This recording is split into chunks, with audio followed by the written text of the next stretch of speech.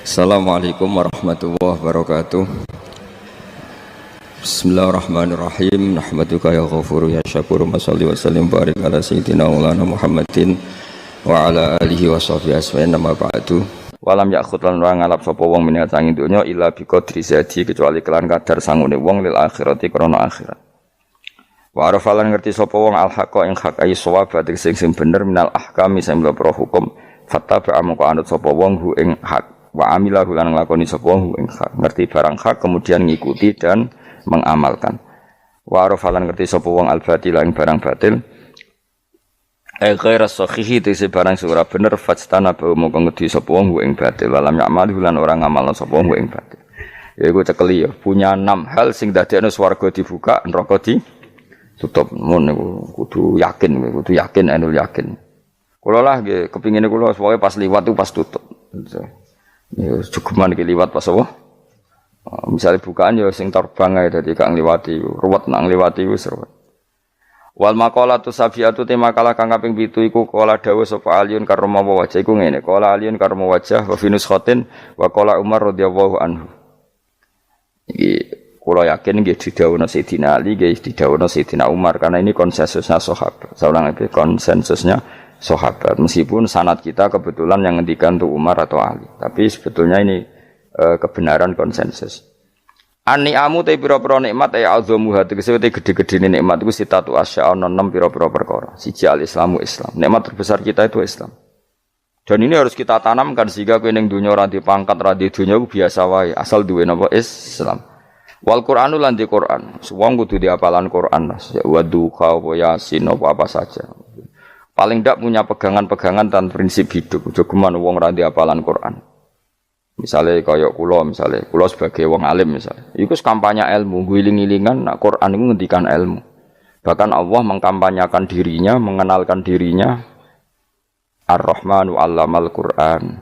Utai Allah iku zat sing mulang Quran. Terus kita iku mulang Quran tenanan. Wong Allah sing karuan zat terbaik, terkuat ngutus kekasih orang terbaik yaitu Rasulullah sallallahu alaihi wasallam iku nyifatine iku allamal Quran wong sing mulang Quran dat sing mulang Quran lan kula nu seneng mulang tafsir wis ben wong ngerti Quran meskipun kita tahu kita ya potensi salah tapi kan lumayan nah kowe potensi bener salah terus iku ora oleh mulang lah iku bahaya kan sing bener iku bener potensi salah, cukup salah terus, kadang bener, wah itu ya perkara nah itu.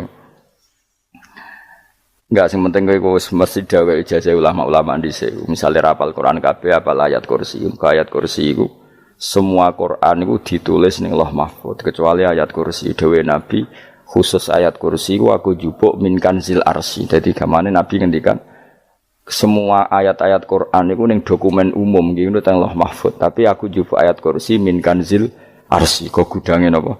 Arsirnya ada ayat-ayat yang lebih spesial. Kalau sampean tanya, Gus, bukankah semua itu dawai Allah? Ya betul semua dawai Allah. Tapi tetap ada dawai Allah yang hubungannya dengan makhluk. Itu di kelasnya kelas fadhil, keutamaan yang biasa. Ada ayat-ayatnya Allah yang tentang dirinya sendiri, itu yang tidak tertandingi. Ya kayak ayat kursi. Ayat kursi itu kan ayat di situ Allah menerangkan dirinya sendiri.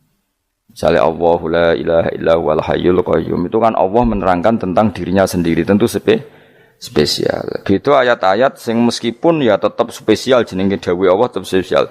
Tapi ada ayat-ayat yang tentang kita. Misalnya ayat fankihu ma tobalakum minan nisa masna. Ayat-ayat seperti ini kan enggak mungkin setingkat ini kan ayat tentang kamu. Wis ngerti nak kelakuanem seneng wayo dikai hak wayo. Nah, tentu beda, tentu semuanya spesial karena sama-sama kalamu. Tapi tentu beda dokumen ayat kursi tentu enggak sama dengan dokumen ayat faqihu matobalakum. Maka Nabi ngendikan ayat kursi ini bahkan saya ngambilnya min kanzil arsy. Jadi spesial sehingga terus kita dilatih guru-guru kita ngapal ayat kursi. Kan yo ora lucu misalnya wiridan ning tahlilan faqihu matobalakum menan terus lucu to. Tahlilan kok ngono iku piye ngono. Aneh-aneh, gue yo mikir tuh, senengane mbok antah. Mosok ayat Quran kok beda-beda. Goblok kandhanane angel gue jaman. Dadi kene ku sing wis ngaji mulai bayi. Jadi ana ayat fawadil, maksudnya ayat-ayat sing umumnya terkait kita. ayat-ayat sing spesial karena nerangkan Allah, tentu beda. Terus kedua tentu ayat-ayat sing rano Kanjeng Nabi, misalnya laqad ja'akum rasulun min anfusikum azizun.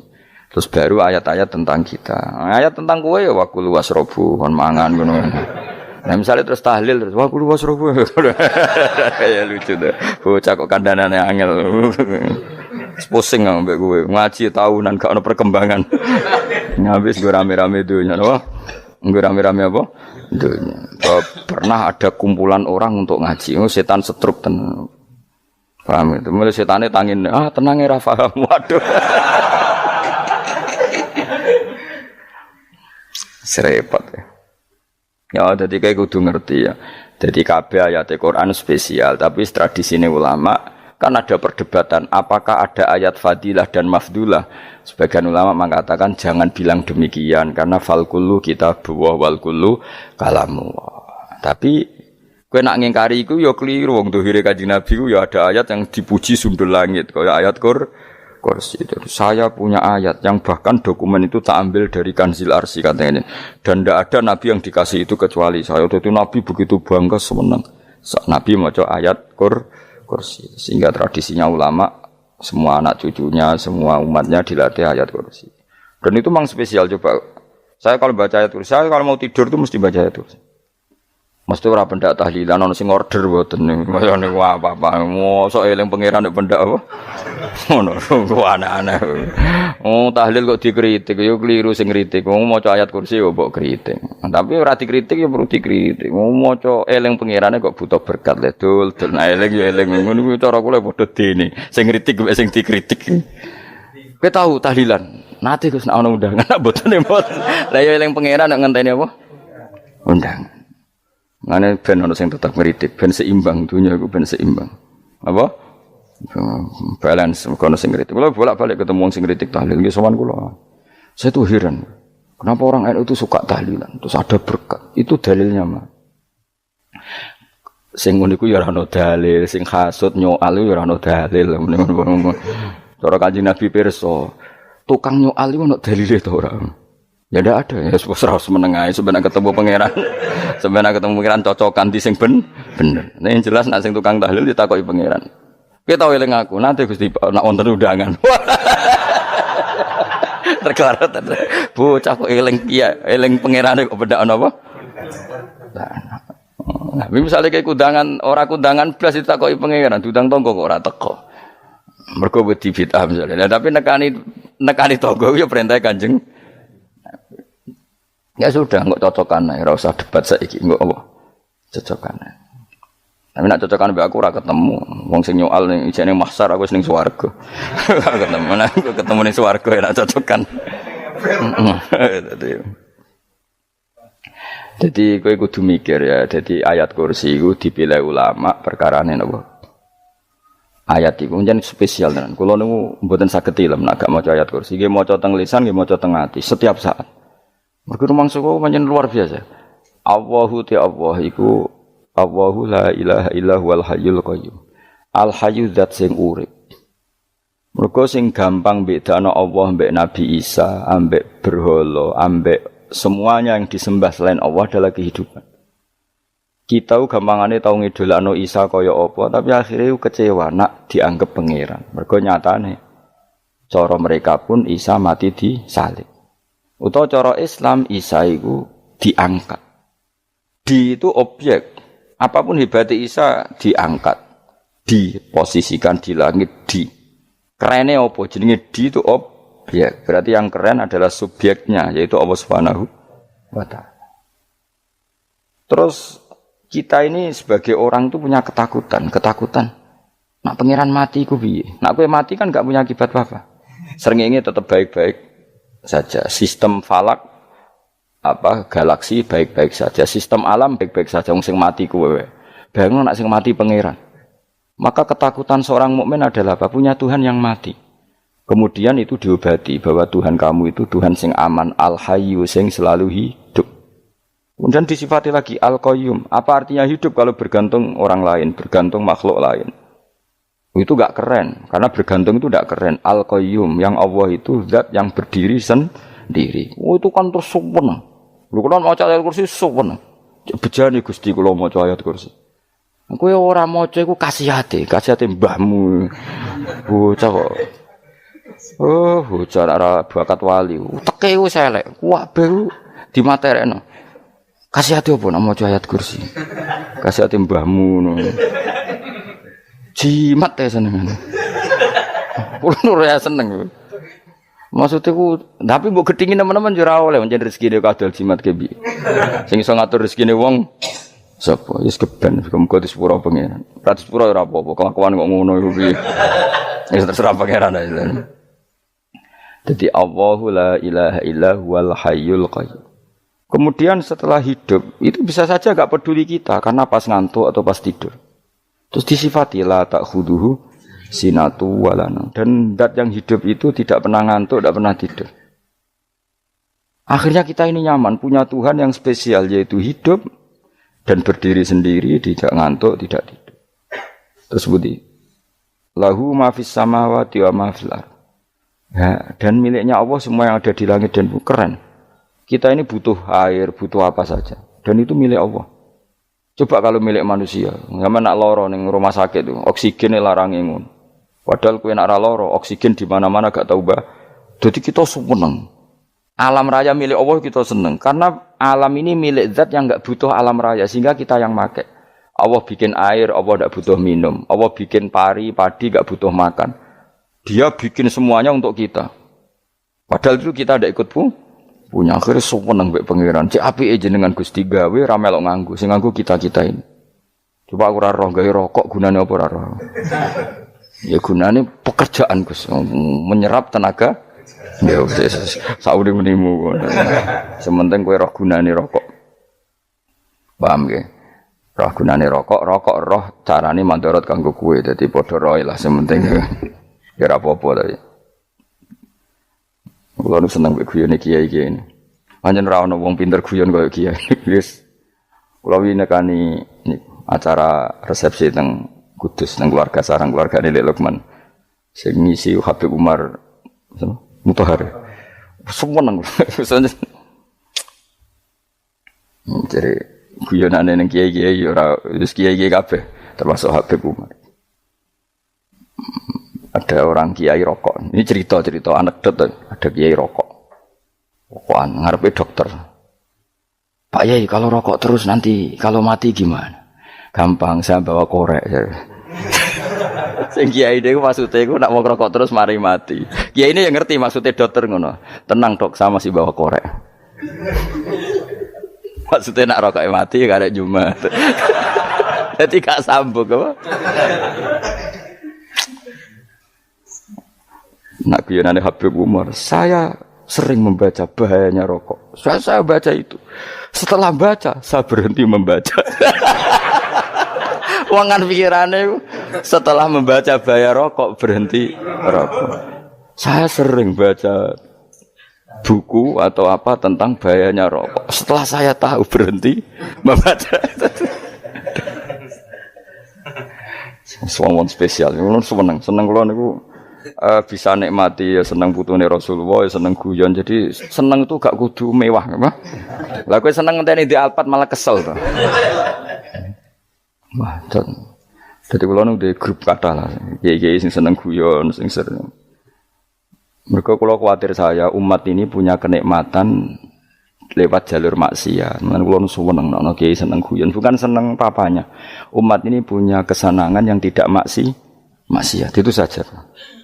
Ya tentu ada kiai-kiai yang milihnya ada guyon, supaya orang enggak uraan, ya bagus. Wah, sementing ikhlas. Wah, syaratnya kabeh itu sementing apa? Ikhlas, sudah ikhlas. Ya ora kudu spesial, ikhlasmu ya ikhlas biasa lah. Kelas-kelas teril lah, sementing apa? Ikhlas. Saya sering baca bahayanya orang rokok. Setelah saya tahu bahayanya, maka saya berhenti baca. Wongku kaget kabeh. Mergo pikirane wong wis berhenti. Kok ternyata. Mulane saya sering baca bahayanya orang miskin. Setelah tahu bahayanya, berhenti merasakan kemiskinan. Jadi saya tahu bahayanya neraka. Setelah tahu bahayanya neraka, maka saya berhenti.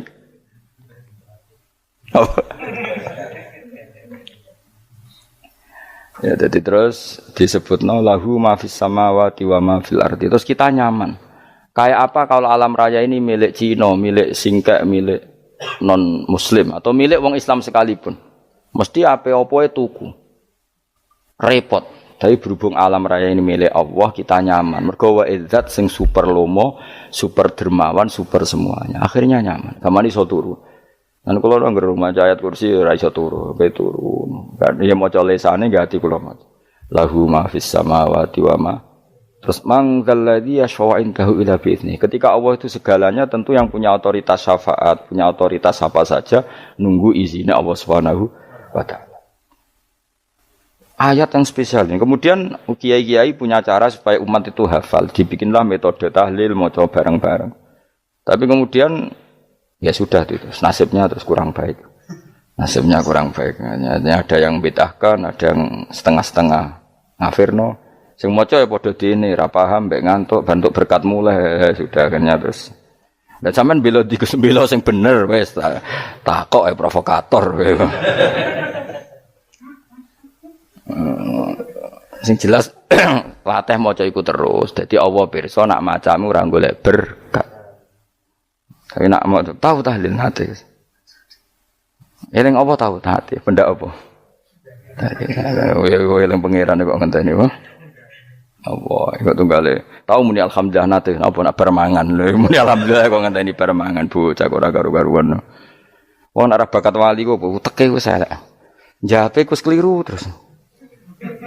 Masih wong khusuk lah, ora bakat wali, khusuk tok tapi wis ruwet, uripe ruwet. Terus lahu ma fis samawati wa ma fil ardi man dalladhi yashfa'u indahu illa ya'lamu ma baina aydihim wa ma khalfahum. Dan Allah tahu apa yang di depan kita, di belakang kita. Terus kita lagi-lagi nyaman. Kayak apa misalnya kita yang lemah ini tidak dalam pengawasan Tuhan. Jika mana kalau misalnya dia anak cilik, anak itu tidak nyaman kalau ketika main gak didelok wong tuane karena dia tahu ada hal-hal yang dia tidak bisa menggapai dan butuh setiap saat pada orang tuanya untuk membantu menggapai itu. Jadi anak masih senang dolanan, sukanya diperhatikan tetap. Nah kita ini senang sekali. Untuk main yang dunia ini pengiran diperhatikan Allah Ta'ala karena Allah selalu tahu kita. Jadi terus nyaman. Jadi semua ayat itu menjadikan kita nyaman. Nanti Kanjeng Nabi ora sare sedurunge maca ayat kursi, ora sare sedurunge maca surat Musabbihat. Dan saya dalam banyak hal niru itu. Nabi urung sare nek ora maca surat Hasyr. Nah aku ijazah iku kowe ora mungkin surat Hasyr ning juz pira wae kira roh. Kok dijazahno. Sing iku lho sing diakhiri suwi law anzalna hadzal qur'ana ala jabalil la ra'aitahu khashi'am. Itu tapi kok malah kok ngarep subhanallahi ma fis samawati wa ma fil ardi wa huwal azizul hakim. Terus waladhi akhrajal ladzina kafaru min ahli kitabim. Ya bener subhanallah ma fis samawati wa ma fil ardi terus. Tak terusnya terus waladhi akhrajal ladzina kafaru min ahli kitabim min diyarihim li awalil hasyr. Ma dzanantum ayakhruju wa dhannu annahum mani'atum husunuhum min Allah fa'atahum tak terusnya serang rapal. Jadi akhirnya ya itu tadi. Terakhir apa? Ya'lamu ma baina aydihim wa ma khalfahum wala yuhituna bi syai'in min 'ilmihi illa bima. Dan seseorang itu tidak punya ilmu kecuali dengan kadar yang dikehendaki Allah. Bahwa kita ini selalu objek. Punya ilmu ya dikasih, punya rezeki ya dikasih, punya apa saja di. Sehingga status kita makhluk, statusnya Allah khalik, statusnya Allah itu memberi, statusnya kita hanya penerima. Itu bahkan termasuk bab ilmu. Bab ilmu itu tahunya kita ya hanya diberi. Illa bima sa'atus wasi'a kursiyuhus samawati wal ardo. Dan kursinya Allah itu meliputi langit bumi. Sehingga kita tahu, wah keren. Terus wala ya'udu hifdzuma. Dan ketika alam raya sebesar ini, Allah tidak pernah capek mengurusnya. Ya, sampean tak pasrahi gawe kok ngrumat srengenge. Sampean ngrumat listrik omahmu lho, kadang kabel pedhot, dope pedhot. Iku Allah ngrumat srengenge mulai digawe nganti saiki. Gak tahu mati, gak tahu bayar. PLN itu kon gawe 0, sekian gak tahu rusak setahun kon jamin ora ngara iso. Allah gawe srengenge mulai Nabi Adam nganti saiki ora tahu bengkelno. Oke gak tahu mikir ngono, jen ra wali yo. Lah srengenge misale error terus pangeran ngumumno, leren sik 3 wulan lagi ditoto. Ya repot dul-dul. Ngono kok ora tahu mikir bocah kok. Lan utek sing anut wali-wali teke waras. Men dhuwit, ora di dhuwit sumpek, di dhuwit seneng wis ngono tok pikirane. Ora tau kagum mbek srengenge, ora tau bengkel, ora tau. Mergo emang ora bakat wali, itu teke wis innalillahi wa inna ilaihi raji'un. Ngono ya kok urip ngono. Habis ben urip pancen rong wae apa? Mati nggo rame-rame apa? Donya nek ora ono ku ya sepi tenan. Gak ana wong gawa nasa ilfat ngalor gitu. Ngaji sepeda dibayar paham yang mulai apa yang mulai nggak takut ibu juri barang mau kaji mau Gus Pak nerang nopo delok rekamane iki atek dong tapi aku luwih seneng ngono timbang kowe nyimpul malah tambah keliru kabeh. Kulo niku paling asline paling ra cocok ngaji disimpul lho uteke beda kok nyimpul iku terus piye tapi dilarang piye wong niate ya seneng tapi didukung mesti keliru wong nyimpul keliru mergo mesti nganggo uteke dhewe wis ben kok nunggu rame-rame apa ndon kulo kadang yo mikir ya Allah ya saiki PLN ngurus listrik sak Indonesia iku dibagi-bagi per wilayah Jogja tok kok Bantul tok iku wae bengkel. Wong nggih srengenge iku langsung bener terus. Nek wong bosan digawe bengi ben ra ketemu srengenge digenti bulan nek enak. Kok bosan matahari, bosan rembulan ana mendung wis turu. Damuk bojo lah laudan selali. Sekarang itu segampang iku ngatur dunia itu segampang itu. Paham ya?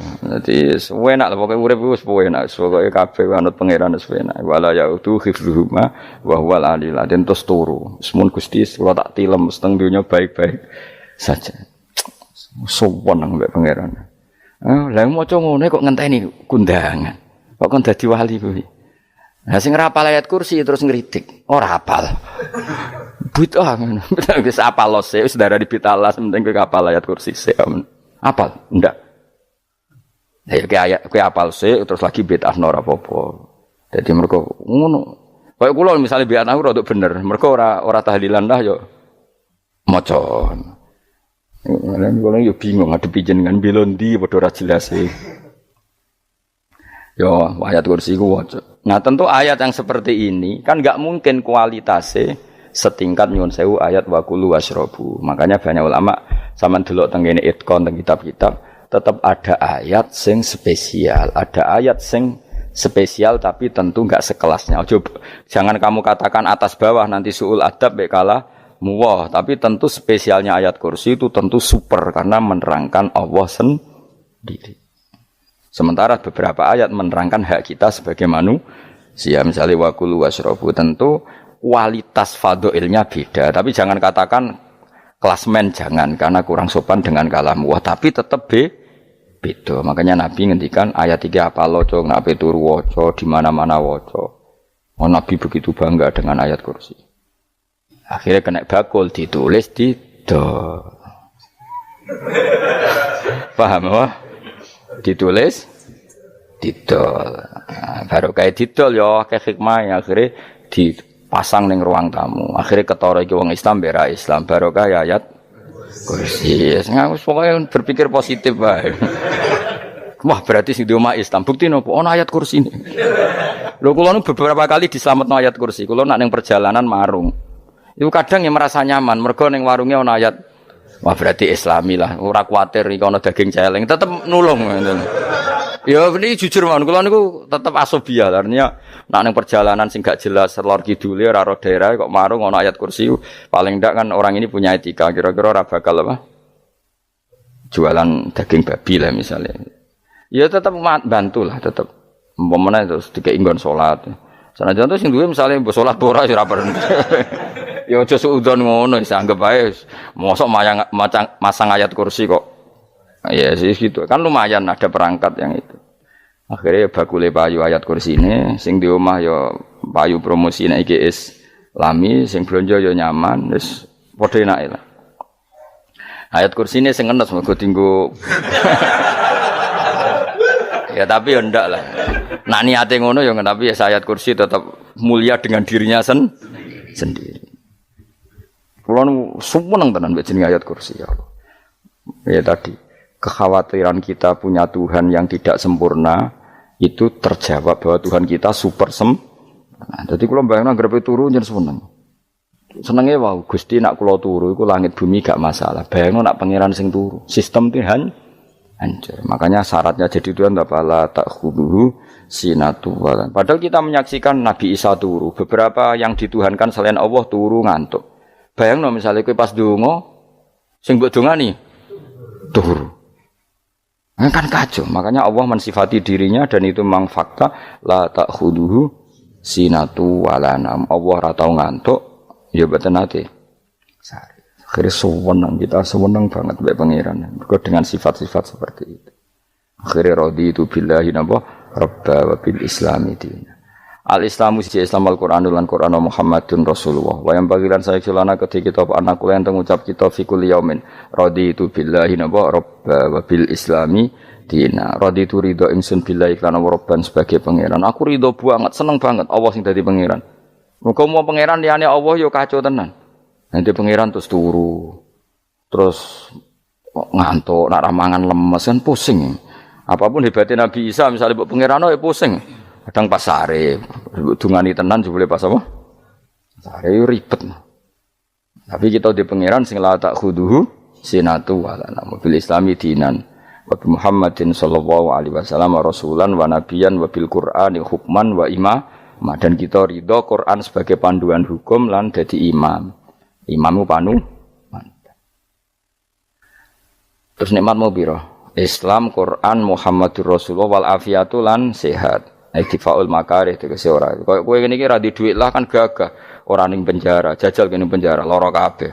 Baru kae ra di penjara Mas yo dirokok saler ngalor ngidul ambek go nasoihul ibad bariku kenalan ke grup wis rame dunya wis.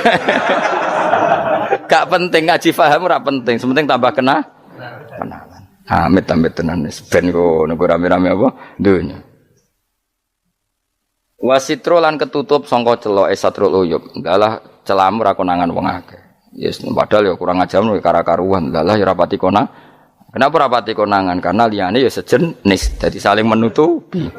Alhamdulillah saling wal ghina lan semuge aninnas termasuk nikmat iku orang enggak tergantung orang lah fi umurid dunya ing dalam urusan dunya. Tapi nek urusan akhirat kowe ra iso ora bergantung guru. Jadi semuge sangka manusa terbebas iku maknane urusan dunya. Nek urusan akhirat kita butuh sanad kita ila Rasulillah sallallahu alaihi wasallam. Kowe ora oleh beragama berpikir sendiri, ora oleh agama itu riwayat kowe ora oleh mendekatkan Allah dengan cara kamu sendiri, ora oleh kudu nganggo sanad. Sesuai kaya wong-wong filsafat sing oknum iku.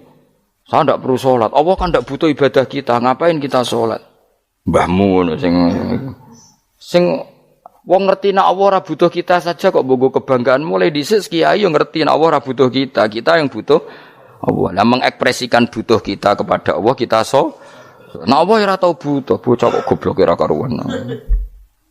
Ya itu karena dia berpikir cara beragama dengan pikirannya Kita ndak. Kita tahu Allah ndak butuh kita tahu. Kenapa kita sholat? Karena kita butuh Allah. Nah butuh Allah itu implementasi kita di ajarannya Rasulullah kita sholat. Kok malah Allah ora butuh sholat. Jadi kira sholat Allah ora apa-apa. Kowe ra ono wae Allah ora apa-apa. Kowe aneh-aneh wae. Zaman kowe ra ono Allah ya ora apa-apa, baik-baik saja. Jadi jokono kowe iku masalah, tapi ora bagi Allah, bagi kamu sendiri. Nah Allah ora masalah wis jadi anon neraka. Ya jadi orang itu boleh tidak butuh orang lain tapi fi umurid dunya. Nah urusan akhirat kada butuh sanad ya wa inna hadzal ilma dinun fangzuru amman ta'khuduna dinakum. Agama ini ilmu, kamu harus punya sanad. Ya mau misalnya kula alhamdulillah di sanad kata lah.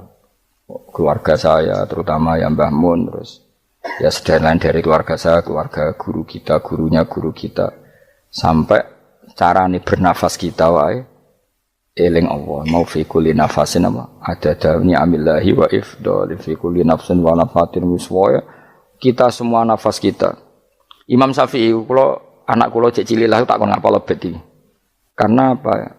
Jangan kira Imam Syafi'i terus koyo kowe mau belajar fikih mboten. Imam Syafi'i nek ape turu niku kula apal beberapa syairnya Imam Syafi'i. Makanya saya tambah seneng ambek jeneng Imam Syafi'i. Jadi beliau nek ape sare iku napa qalbi bi rahmatika wa humma dhu unusi fi sirri wal i'lani wal Fisirri wal jahri wal i'lani wal ghalasi terus-terusane niku wa ma taqallabtu min naumi wa fi sinati illa wa dzikruka bainan nafsi wan nafasi. Dadi wa ma taqallabtu lan ora molak-malik ingsun. Cara wong Jawa iku apa? Wong turu ra iso-iso apa jenenge? Glebakan. Nek Imam Syafi'i mosok barani glebakan iku kowe. Serepet. Santri ya. Apa manane? Sing rada Islami ngono dul. Apa? Resah Imam Syafi'i atau mikir utang iku aneh-aneh. Dadi wa mata qallabtu lan ora tau molak-malik ingsun. Maksude cara mau lho, cara bahasa kasare glebakan. Fi naumi ing dalem turu ingsun wa fi sinati lan ing dalem ngantuk ingsun. Illa wa dzikruka kecuali eling teng jenenganmu benan nafsi antarane jiwaku wan nafasi lan nafasku.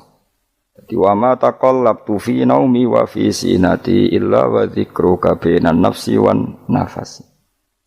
Jadi ulama di situ itu beliau tidak bikin syair, tidak bikin nadzuman, spontan tuh muji Allah. Nah, saya kira orang, sing madzhab Syafi'i kayak kue, wape turu ra iso glebakan, mari rong mangan. Akhirnya mau mangan sih, barang mangan warak rokokan lega terus ngorok turu ya Allah karim ya urip ya Allah. Dadi misale ra iso turu pikiran pertama mari kurang mangan. Mangan warak rokokan saler terus apa? Turu ngorok. Wah karim setan min hawalika kanan kiri setan tok. Padahal ulama dhisik ape turu wudu se maca tasbih se bariku angen-angen pangeran Rabbana ma khalaqta hadza Fadila terus bismika Allahumma ahya bismika amun terus bismika wada'tu jambi wa bismika arfa'u Allahumma rabbas samawati sab'i wa rabbal arsyil azim rabbuna wa rabbu kulli syai' falikal habbi wa nawa iku donga turu ora ngarapal donga iku yakin wis kowe muni wah Gus Bak ngenyek wong tak tes malah ke isin yo dungane turu iku sing terkenal lho donga turu mek donga ngaji padha Allahumma bismika Allahumma ya bismika Allahumma. Mergo ana kiai kota, Bu, tahu doa ngaji? Enggak tahu Pak Ustaz, dongane bismika Allahumma ya bismika. Lho Pak Ustaz itu doa tidur. Karena kalau ngaji nah jare ora kiai. Donga turu mek ngaji ku padha. Tahu dhisik wis kal. Maksude ku piye kok donga turu mek ngaji padha? Jebule nak ngaji turu. Ana kena ngaji dongane apa bismika Allahumma ya bismika terus ngaji faslon wis tok ndi-ndi serepet sing rame-rame jute yo urip apa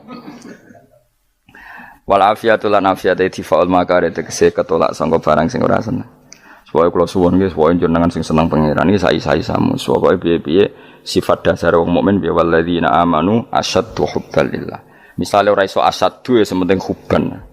Ya tentu asyaddu itu wong mukmin banget senenge ning pangeran. Ki nek makome rong iso asyaddu ya sementing ana senenge. Ya ana apa? Ana senenge wis dengan kadar yang kelasem lah sampai iso. Nek makome para wali ya asyaddu banget seneng.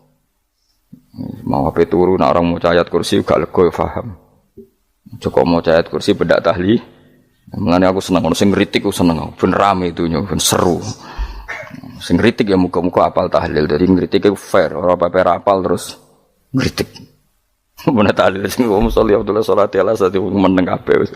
Iku men ada sing ngritik sing melok ora apal. Pokoke ujug-ujug muni oh filun. Susah. Piye to kok Mas Sholli? Abdullah sholati ala sate makhluqatika. Nurul Huda saya Mas. Nurul Huda terus oh, iku sing guri semua ora kopi. Ada sing ramene tok. Mak kiai apal wis profesi ini apal tenan. Karena ning desa iku modele permanen, bagian tahlil yo tahlil terus, bagian donga yo. Jadi sehingga kiai donga kok digeser dadi mimpin tahlil yo gagap. Lho akeh lho kiai ngalim kon mikir tahlil yo mikir mergo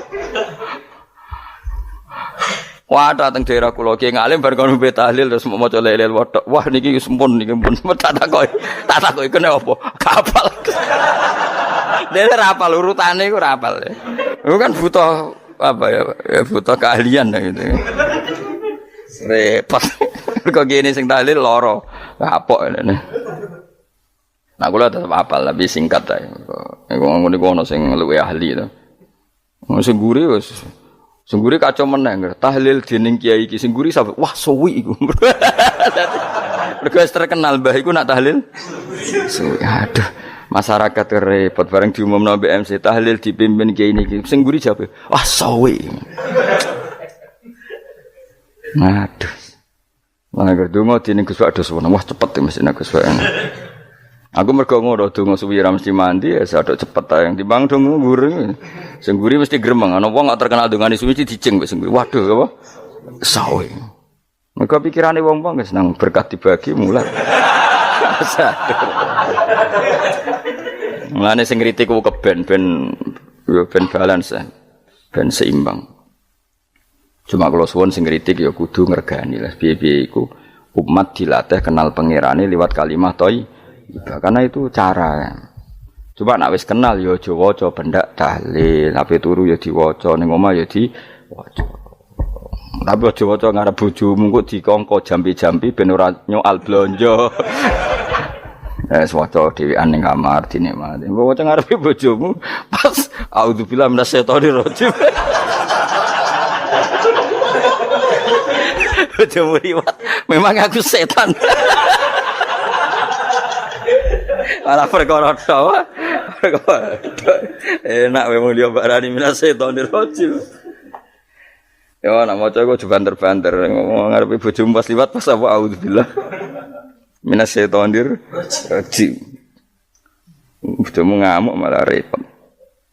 Anas sange Anas anan Nabi sallallahu alaihi wasallam kala dawuh sapa Nabi dawuh yaqulu dawuh sapa rabbukum pangeran sira kabeh fil hadis qudsi dalam hadis qudsi dawuh ya ibnu adam ya anak adam tafarrugh tenanono sira li ibadah tafarrughu fokus faraghi fokus tafarrugh fokus sira tapi mosok ki iku maknane fokus apa iku maknane apa tenanono sira li ibadati krana ibadah ingsun amlak mongko ngebayi ingsun kalba kae ngati sira hinan ing semuge. Kowe atimu kebaki eling aku, mesti atimu ku sugih. Wa amla lan ngebai ingsun ya deka ing ngarepmu rizkon apane rezekine utawa rizkon ing rezeki. Wis aku iku eling aku tenanan, mesti atimu tak gawe ati sing cukup lan rezekimu tak cukupi. Ya ibna Adam, la tabat aja ngedoh sira an lisange ingsun. Yo aja geman adoh kok aku. Kaya apa apike pangeran, zat sing gak butuh kita tapi mengandani kita. Kowe kok adoh kok aku, wis sing parek aku. Mergo kae nek adoh kok aku amlak mongko nut apa jenenge ngebayi ingsun kalba kafakron. Kowe nek adoh kok aku mesti ke fikir. Mane aja sampe kowe yo fikir ati, fikir donya. Mergo adoh kok pengen. Wong adoh kok pengen di amlak kalba kafakron. Wa amlak ulan ngebayi ingsun yade ka ing tangan loro sira suhulan ing sibuk. Akhire wis adoh pangeran sibuk tapi ora dadekno barokah uripe iku lara-larane wong kaya ya sibuk kangelan jebule ora dadi barokah uripe mergo adoh saking pangeran ruang riwayat hadis sapa Tabrani Imam Tabrani wal Hakim. Saya tidak bosan-bosan cerita ini karena ini khazanah kita. Di kitab Nailul Ma'mul itu di kitab Usul Fiqih. Saya berkali-kali cerita ini karena ini untuk menunjukkan bahwa Quran itu liqaumi ya'qilun liqaumi yatafakkarun.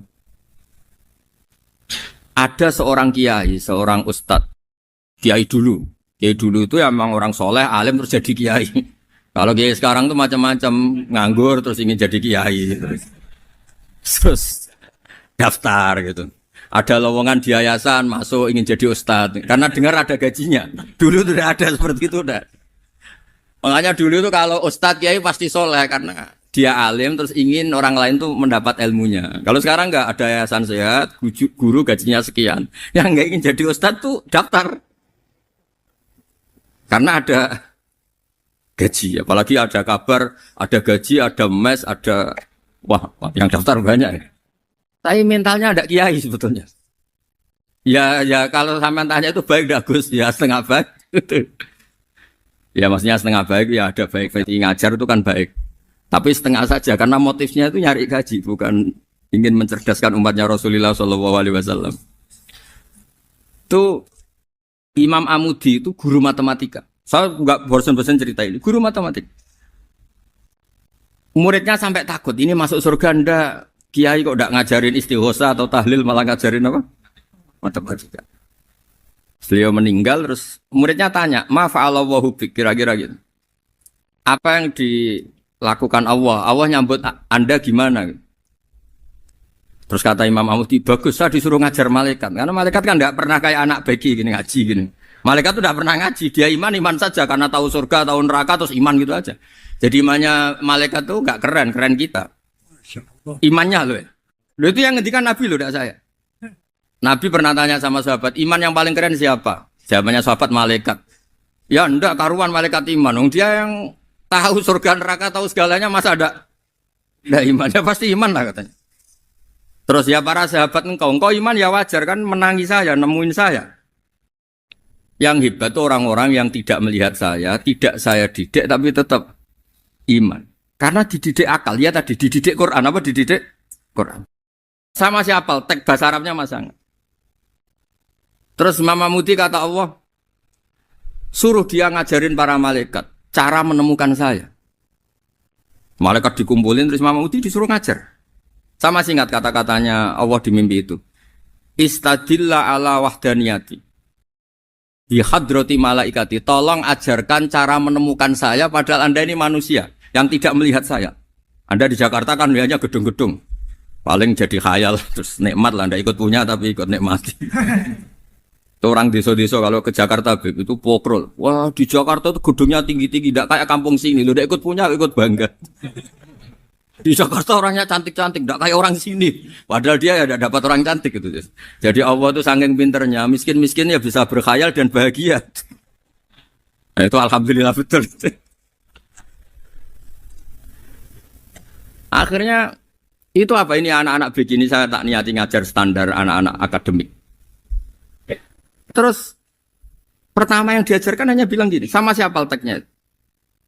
Ya malaikat wahai para malaikat. Terus beliau bilang, nisbatus naini wassalasah ila mala nihayata lahu nisbatul far'i ilal asli. Angka itu jumlahnya berapapun 2, 3 sampai triliunan. Semuanya itu nisbatul far'i ilal asli. Bin nisbat ilal wahid nisbatul far'i ilal asli. Angka 2 ya cabangnya 1, 3 cabangnya 1, 1 triliun ya cabangnya 1. Tetap yang asal usul adalah angka 1. Itu nangis semua malaikat. Cara Jawa itu mandekman kue iman kaya imanku. Makanya imannya umat Rasulullah SAW itu PD-nya yakinnya kayak imannya malaikat. Kalau Tuhan itu 1. Karena angka agak bisa dimulai kecuali dengan angka 1. Makanya nisbatus naini wassalasah ila mala nihayatalahu iku nisbatul far'i ilal asli. Semuanya itu nisbatnya cabang ke induk. Berarti semua alam raya ini tetap asal usulnya 1. Yaitu qul huwallahu ahad. Nah, itu namanya akal. Umatnya Rasulullah itu ditinggali mukjizat akal lewat panduan Quran sehingga meskipun kita tidak menangi Rasulullah, tidak menangi sahabat, kita tidak tahu malaikat Jibril, tapi cara iman kita ini tidak kalah keren. Yakin hakul, yakin. Terus kedua, gambar. Kamu gambar rumah, gambar hewan, gambar apa saja, mesti dimulai 1 titik. Entah gambar kamu bagus, entah jelek, tetap dimulai 1 titik.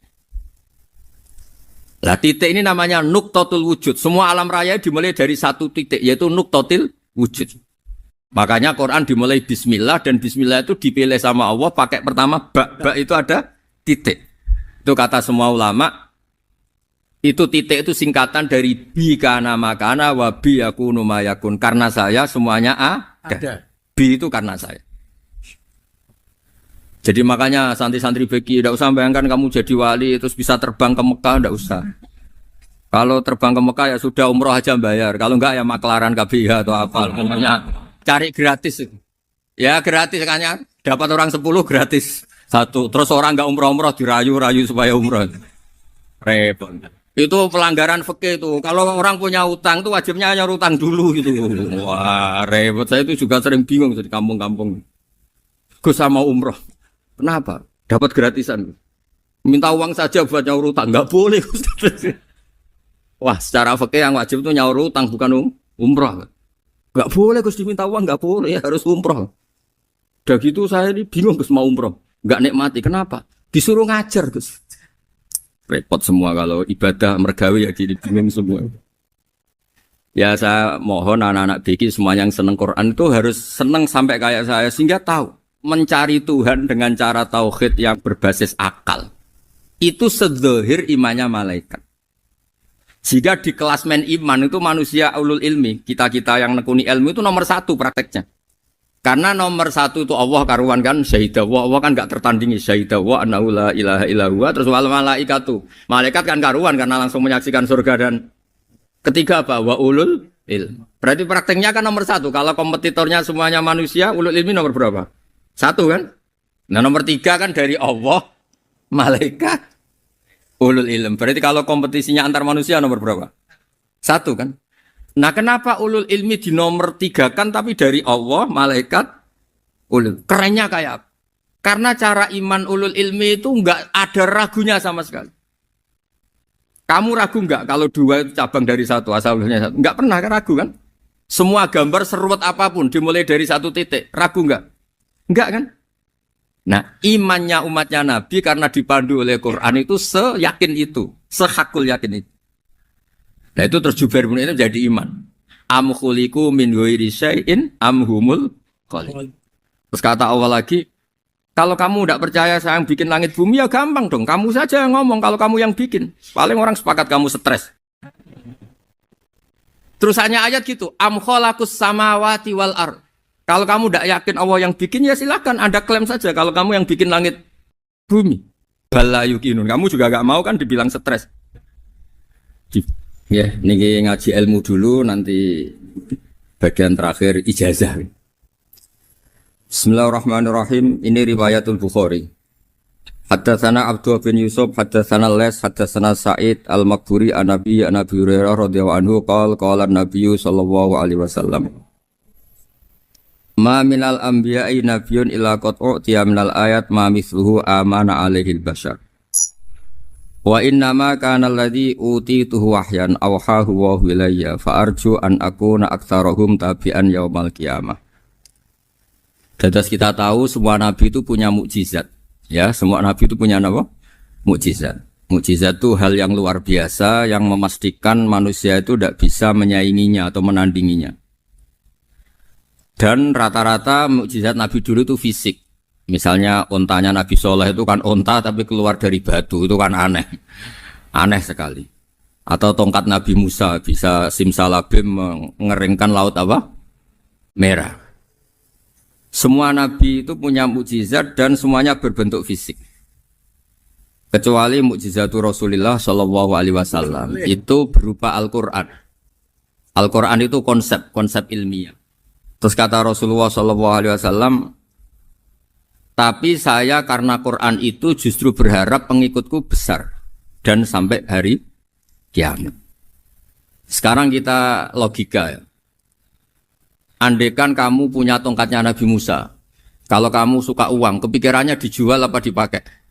Kalau kamu suka uang, pakai. Kalau kamu ahli suudon itu pikirannya ndak, ini asli ndak. Karena yang melihat di Turki itu ya sebagian gitu. Kalau yang suka perdukunan itu bayangkan tuh miliknya. Mungkin dipakai ngakali orang atau apa, pokoknya bayangkan tuh miliknya. Kalau yang kolektor pikirannya itu nanti ini laku berapa. Tapi kalau peneliti mungkin pikirannya itu ini asli apa enggak? Bukti aslinya apa? Repot lah. Lagi pula kalau kamu punya utang terus mau apa? Istri kamu marah mau apa? Kalau pakai tongkat. Nah, beda dengan mukjizatnya Quran itu semuanya apa? Ilmiah. Orang yang sedang harmonis dengan istri bisa pakai ayat di antara ayat-ayat Allah itu apa? Wa ja'ala bainakum mawaddatan warahmah. Nanti kalau ditakdir cerai, saya tidak menyarankan cerai. Kalau ditakdir cerai, itu masih dimotivasi sama Allah wa iyyatafarraqa yufnillahu kullam min sa'ati. Jika suami istri itu cerai, jangan-jangan suaminya dapat istri lebih baik, istrinya nanti dapat suami lebih baik. Jadi yang masa lalunya ada keprahara. Kan banyak orang suaminya meninggal ketika nikah lagi ditanya, kangen sama suami pertama, alhamdulillah ini lebih baik. Padahal suaminya yang meninggal itu berharap istrinya ini kangen, ternyata dia sudah syukur dapat suami yang lebih baik. Jadi Quran itu menunggui kita ila yaumil qiyamah. Kita tidak bunuh diri, itu ya barokahnya Quran. Karena problem apapun kita dinasihati apa sabar, apa dinasihati sabar. Kan nggak mungkin kamu pegang tongkatnya Nabi Musa, punya masalah apa saja ngelihat tongkat, bisa apa tongkat. Tapi kalau Quran kan nasihat, solusi. Makanya Nabi berharap dengan Quran ini, saya berharap pengaruh saya, pengikut saya terbanyak ila yaumil ya. Terus beliau dikomentari begini sama, ini Fathul Bari, sarahnya Bukhari. Al-muradu anna mu'jizatil anbiya inqaradat binqiradi a'sorihim. Falam yusyahidha illa man hadaraha. Problem mukjizat nabi-nabi dulu itu kan fisik. Sehingga yang tahu kalau Nabi Soleh punya unta yang ajaib, itu yang tahu ya hanya yang hadir saat itu. Yang tahu kalau tongkat Nabi Musa bertuah, itu juga yang tahu hanya yang hadir saat itu. Selebihnya tahu tongkat ya di museum. Tapi kalau Quran menjadi solusi, menjadi panduan, menjadi pegangan itu ila yaumil qiyamah. Kita beri contoh ya Quran panduan yang paling gampang misalnya begini. Dulu ini cerita ya. Dulu itu ada orang kafir cerdas namanya Jubair bin Mut'im. Itu saking pinternya dia, pinter juga tokoh. Itu sebagai delegasi pembebasan Asra Badrin. Jadi tawanan-tawanan perang Badar itu mulai dulu ya ada negosiasi mau dibebaskan. Terus orang-orang kafir ini menugaskan namanya Jubair bin siapa? Mut'im. Ini ada di Bukhari. Karena ini ngaji di Jakarta. Kalau orang nggak tahu hadis juga tanya ini sahih ndak gitu. Wong nggak tahu kok tanya itu aneh-aneh. Padahal kalau dibodoni itu ya nggak tahu.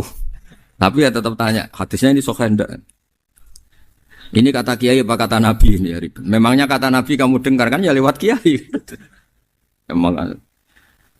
Setelah itu Jubair itu datang ke Medina. Dengerin, datang ke mana? Medina. Kemudian dengar Nabi baca Wattur pas sholat maghrib. Jubair karena Nabi dulu gak ada hotel, gak ada pondok ya. Pondoknya Nabi hanya sufah itu. Nabi baca maghrib, bukan diskusi, bukan debat, baca Wattur wa kitabi mastur firrokim mansur wal baitil ma'mur wasaqufil marfu wal bakhril masjur terus. Kemudian sampai pada titik ayat am khuliqu min ghairi syai'in. Masa manusia atau alam raya yang maujudat, yang nyata, yang wujud nyata. Kemudian asal usulnya itu ketiadaan.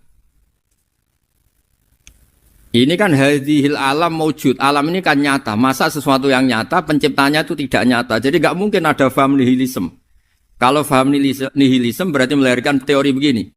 Al-adamu yakhluqu maujudan, sesuatu yang tidak ada, menciptakan yang itu kan akal nggak bisa nerima. Kalau sesuatu ini ada, penciptanya pasti ada. Terus akhirnya Jubair bin Mut'im itu simpuh di depan Rasulullah terus bilang, ya Muhammad kada qalbi ayatir.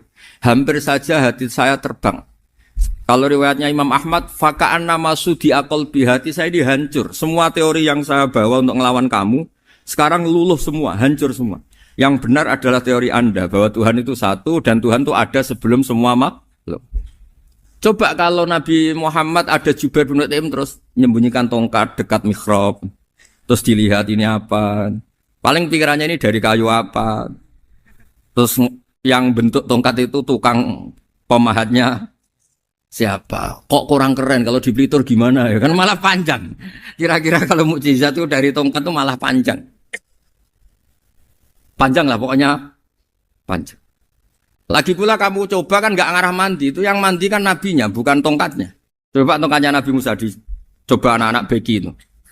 Dipakai mukul kucing aja tidak mesti mati itu. Jadi nggak jelas mukjizat-mukjizat seperti itu nggak. Tapi kalau Quran menunggui sampai saking hebatnya Quran, teori rasionalitas kampanye di mana-mana. Tingkat validitas, tingkat kebenaran Quran itu bahkan bisa diuji tanpa membuktikan. Tanpa apa? Cukup pakai akal. Ya terus saya teruskan. Fala yamurru terus al-murad anna mu'jizatil anbiya inqaradat binqidari a'sam. Wa mu'jizatul Quran mustamirratun ila yaumil Ya. Wa kharquhu lil adat fi uslubihi wa balaghatihi wa ikhbarihi bil maghibat. Terus kata ini yang ngarang Fathul Bari sarahnya Imam Bukhari. Fala yamurru asrun minal a'sar illa wa yadharu fihi syai'un mimma akhbaru bi annahu sayakun yadullu ala sihhati da'wahu. Wa hadza aqwal muhtamilat. Wa takmiluhu fil ladzi ba'da. Wa qilani ya.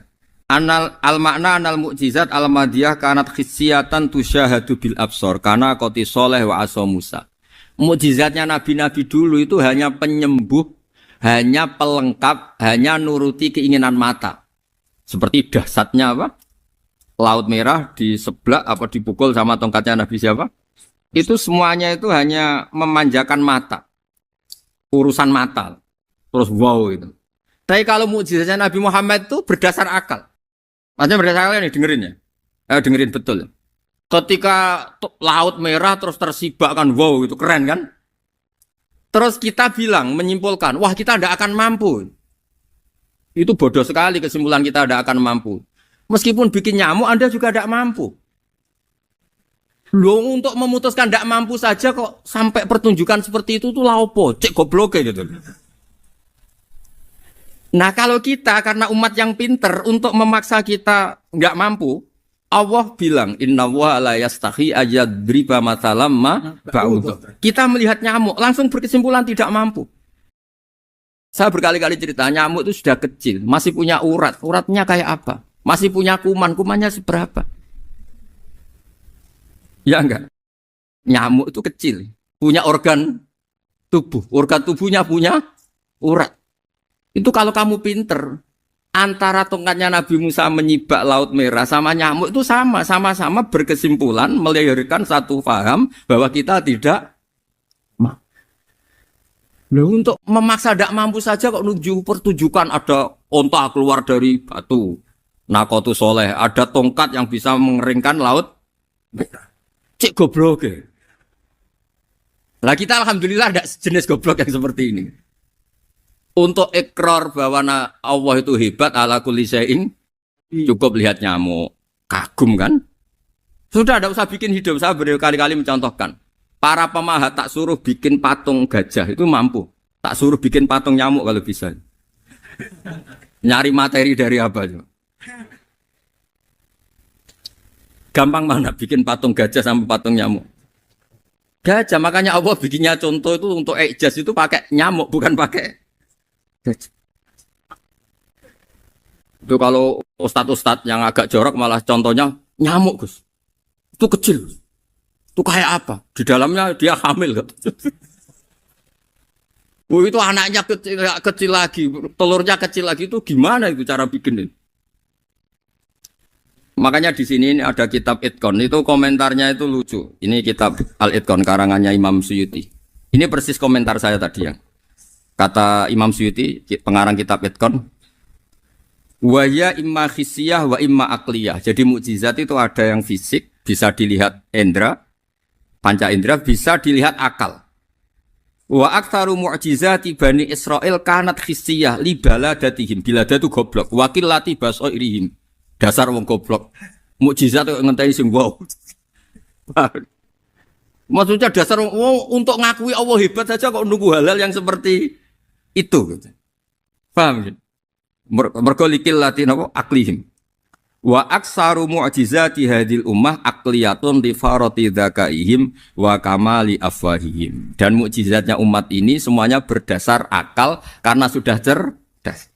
Jadi andaikan kita melihat tongkatnya Nabi Musa menyibak Laut Merah dengan melihat nyamuk, kesimpulan kita sama. Sama-sama wow, sama-sama keren, sama-sama memastikan kita tidak mampu.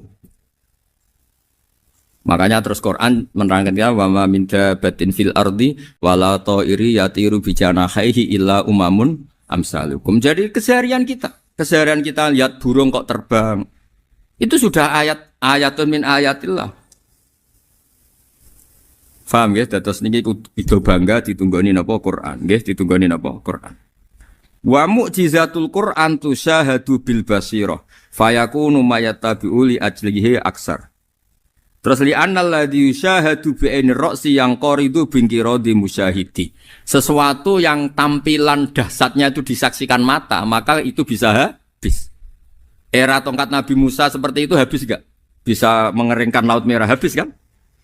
Tapi era mukjizatnya Quran ila yaumil qiyamah. Ya contoh sosial, saya kembali lagi ke sosial. Kamu punya teman awet atau punya istri awet, itu konsepnya ya wal kadhiminal ghaidz, agak gampang tersinggung.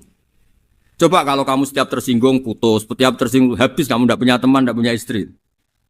Sampai kita awet seperti ini, kalau kecewa ya wal kadhiminal ghaidz, ngempet. Termasuk saya ini, biasanya ngaji khusus terus baca gini ya kecewa. Tapi barokahnya diwarai Quran wal kadhiminal ghaidz, ngempet Gus, ngempet. Terus kecewa sama teman, kok kenapa tidak putus? Karena wal afina Aninna sudah, kalau kecewa maafkan. Coba kalau kita kecewa presiden demo, kecewa menteri demo, kecewa orang tua minggat. Ya kalau dicari, kalau tidak kan malu. Saya itu punya teman tak tanya, kecewa besar sama bapak itu. Kenapa tidak minggat? Malu. Kenapa malu? Takut gak dicari.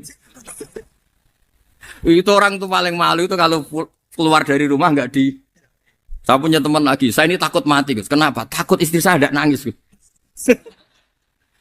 Itu kematian terburuk itu kalau mati tahu istrinya ada nangis, itu malu betul itu. Makanya jangan mati, pokoknya pastikan orang sekeliling ada nangis itu baru berani mati, kalau enggak jangan. Ya jadi mukjizatnya Nabi itu luar biasa. Nah ini terus saya teruskan ya, makanya mukjizat terbesarnya Nabi adalah Al-Quran. Karena Al-Quran itu cerita tentang hukum-hukum akal, cerita tentang logika-logika peradaban. Misalnya logika peradaban, contoh paling gampang. Di Quran itu ada sekian ayat yang Allah cerita peradaban. Misalnya wa ahsinu innallaha yuhibbul muhsinin. Itu dikutip, terus kemudian disimpulkan dalam peradaban. Kata Sayyidina Ali karramallahu wajhah, ngendikannya gampang. Ahsin man syi'ta takun amirah. Kamu berbuat baik saja sama seseorang, maka otomatis kamu akan jadi pemimpinnya. Ada orang nggak tamat SD, nggak tamat papa, gobloknya minta ampun. Tapi karena gaji seorang pakar, kamu tak gaji 1 bulan 1 miliar, perusahaan saya jadikan besar. Itu dikongkan ngalor itu ya nurut. Hanya karena dia ihsan. Terus wastaghni amman syi'ta takun nadhira. Saya ulang lagi. Wastaghni amman syi'ta takun nadhira. Dan kamu jangan butuh orang lain, siapapun dia, maka kamu akan setara. Misalnya ada menteri orang antri mau salim, tapi kamu tidak butuh, kan tenang saja.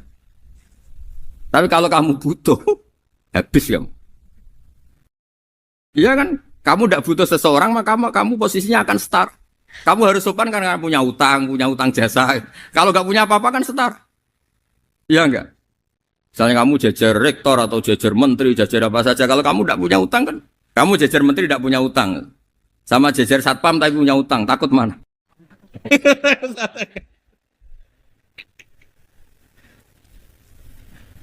Kalau butuh itu mesti kalah kan? Ada pejabat misalnya nggak begitu cantik sama perempuan cantik yang kamu butuh ingin dicintai, takut mana? Padahal nggak jelas orang ini pangkatnya apa.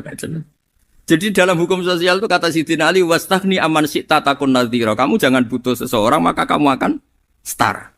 Terus yang terakhir wahtas ila man syi'ta takun asira. Asira pakai sin. Dan silahkan butuh seseorang maka kamu akan jadi budak dia. Ya coba misalnya ada seorang profesor, seorang alim, seorang kiai top. Misalnya mencintai janda di ujung kampung sana, jalan kaki 2 kilo. Padahal itu gak tamat SD, tapi gara-gara seneng. Kacau kan? Logika kepangkatan hilang semua kan? Jadi itu hukum peradaban. Itu mewakili isi-isi sosial yang diterangkan Quran. Ya, jadi paketnya 3 tadi ya. Ahsin man syi'ta takun amirah. Kamu berbuat baik sama seseorang maka kamu bisa memimpin. Wastaghni amman syi'ta takun nadhira. Kamu jangan butuh seseorang maka kamu akan setara. Mbok kamu ketemu orang terkaya di dunia. Yo ketemu orang terkaya di dunia, kamu jejer, kamu tidak butuh dia. Tenang kan bisa setara kan? Tapi kalau butuh harus sopan, ngajukan proposal, harus berakhlak karimah. Makanya sekarang Anda kok berakhlak kenapa? Ternyata mau nyalek. Biasanya Anda berakhlak kok berakhlak. Ada apa ini? Makanya guyonan di Rembang itu Beb Husen itu. Kalau ada orang mendadak sopan sama temannya, temannya curiga. Kok tumben sopan? Mau utang ya? Dan zaman akhir itu kaji.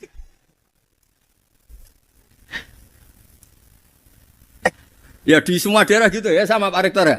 Kalau ada teman biasanya nggak sopan kok sopan, itu temannya curiga. Ini Pak Rektor UI ikut kaji. Kok tumben sopan? Ada apa ya? Karena di mana-mana orang butuh itu pasti beretika. Kamu punya teman paling berdua. Kalau mau utang berakhlak gak? Atau misalnya kamu punya adik cantik terus punya teman berdua. Kalau cinta adik kamu berakhlak gak? Biasanya nggak sama sekali gak berakhlak. Gara-gara butuh menjadi berakhlak. Ya jadi hukum sosial itu ya kuncinya 3 tadi. Ahsin man syi'ta takun amira. Wastaghni amman syi'ta takun nadhira. Terus wahtas ila man syi'ta takun asira. Kalau kamu butuh seseorang pasti kamu dibikin hina. Asir itu tawanan. Nah, Quran itu bicara sosial itu lengkap. Dan itu yang nunggui kita. Kita punya tetangga yang kurang baik, ya seneng. Punya tetangga baik, ya seneng. Kata Imam Syafi'i, saya berkali-kali cerita. Kok seneng semua Imam Syafi'i? Ya bagus lah. Kalau yang seneng saya enak lah. Dijak jagongan, dijak ngopi enak. Yang gak seneng saya, gak ngarah utang. Uang itu nak, kamu punya tetangga gak seneng kamu. Aman kan? Aman. Gak akan pinjem uang kan, pinjem mobil. Wong gak seneng kok. Makanya Imam Syafi'i itu kalau ngedikan luar Syafi'i, diceritain orang, ya Aba Abdillah bagiannya, ya Aba Abdillah orang itu gak seneng kau. Bagus lah. Loh kenapa bagus? Waman asa'a ilaika faqad atlaqaka. Orang yang enggak seneng kamu maka membebaskan kamu. Enggak akan pinjam uang, pinjam mobil, enggak akan ganggu waktu kamu kan enggak seneng. Justru yang seneng-senengi masalah pinjam terus. Imam Syafi'i itu orang yang anggap dunia itu selesai. Ada yang cerita, ya Aba Abdillah, orang yang tadi cium tangan engkau, yang hormat engkau di luar maki-maki engkau, ngerasain engkau, ngata-ngatain engkau. Ya bagus lah. Kok bagus gimana? Berarti saya wibawa, depan saya tidak berani. Berarti saya wibawa, di depan saya tidak berani. Berarti itu makomnya sudah kulillah, sumadarhum, fi khawdihim, ya labun, sudah dunia itu selesai, sudah agak penting semua. Nah itu kalau kamu anak-anak beki ahli Quran, sudah ayatnya kulillah, sumadarhum, fi khawdihim, ya labun, sudah lihat Allah saja agak penting, makhluk-makhluk itu. Dah makhluk semua agak penting, sepenting Allah. Nah kita ini ditunggoni mukjizat seperti itu. Bayangkan misalnya kita ditunggoni tongkatnya Nabi Musa. Saya ngajar di sini terus ini tongkat. Terus nanti yang tanya, Gus itu kayu apa Gus? Nanti yang kolektor tanya itu harganya berapa Gus? Teruwet apa? Terus yang ahli suudon itu asli gak Gus? Wah. Yang ahli suudon kan mesti tanyanya gitu, itu asli enggak Gus? Repot-repot pokoknya. Tapi kalau Quran kan jelas. Jadi Allah ngendikan marojal bahro ini napa yal taqiyan. 2 mata air itu dipertemukan. Itu banyak muara sungai itu bermuara teng napa laut. Kados kali Kapuas, kali pundi-pundi ini sawangane bermuara teng laut. Yal taqiyan di sawangane ketemu. Tapi itu semua hanya firoil apa? Ini dalam pandangan Allah. Kulo nate banyak ngaji tenggene kitab-kitab karangan Imam Rozi. Imam Rozi itu ulama tafsir besar ingkang menjelaskan posisi Quran sebagai wahyu yang berkarakter bahasa. Jadi Quran ini wahyu, dia mesti bener. Tapi piye wae Quran itu bahasa. Niki rungaken ya. Jadi Quran piye wae napa? Bahasa. Jadi mungkin sampean gak kaget. Mungkin sampean gak kaget ngimani sampean ipan mokong, ora wati paham lah iman apa mokong. Tapi kok anak putune sampean kok iso janggal mbek Quran. Nak generasine kula jenengan ra iso jawab, kok anak putune jenengan wis ra iman mbek Quran. Iman raturan, jadi gak diilmiah. Contohnya ngeten ya. Ketika banyak ilmuwan itu bisa dari orang Islam piyambak, dari orang Barat, baik itu sekuler, orientalis, Kristen, Katolik, macam-macam. Ketika banyak ilmuwan tuh penemuannya lebih diakui secara ilmiah ketimbang tulisan-tulisan agama, itu kan menimbulkan keguncangan. Ndak ada iman itu oleh. Misalnya ngeten sing terkenal. Mungkin jenengan sering pireng. Nabi nate dawuh bulan itu ning langit ketiga. Nah srengenge ning langit keberapa? Engko terus terakhir langit terakhir itu sing dinggoni Jibril. Oke. Terus ketika wonten berita bahwa para NASA Amerika itu bisa naik bulan, rata-rata kiai desa dulu gak percaya. Nabi Muhammad sing nabi nak munggah ning bulan tak tok pamit mbek Jibril ngono ae ora mesti dibukakno ngenteni diintegrasi. Saiki sapa Muhammad mbek sapa Jibril dibukakno. Itu satu contoh. Kalau dalu ngaji kalian santri-santri, kalau terangaken. Jadi masalah utama umat Islam itu antara lafat, yani luhut, iku terus diimani nganggo karpe dhewe. Lha iku sing dadi masalah utama. Luhut, ya bahasa itu diimani menurut karpe dhewe, orang menurut karpe ilmiah.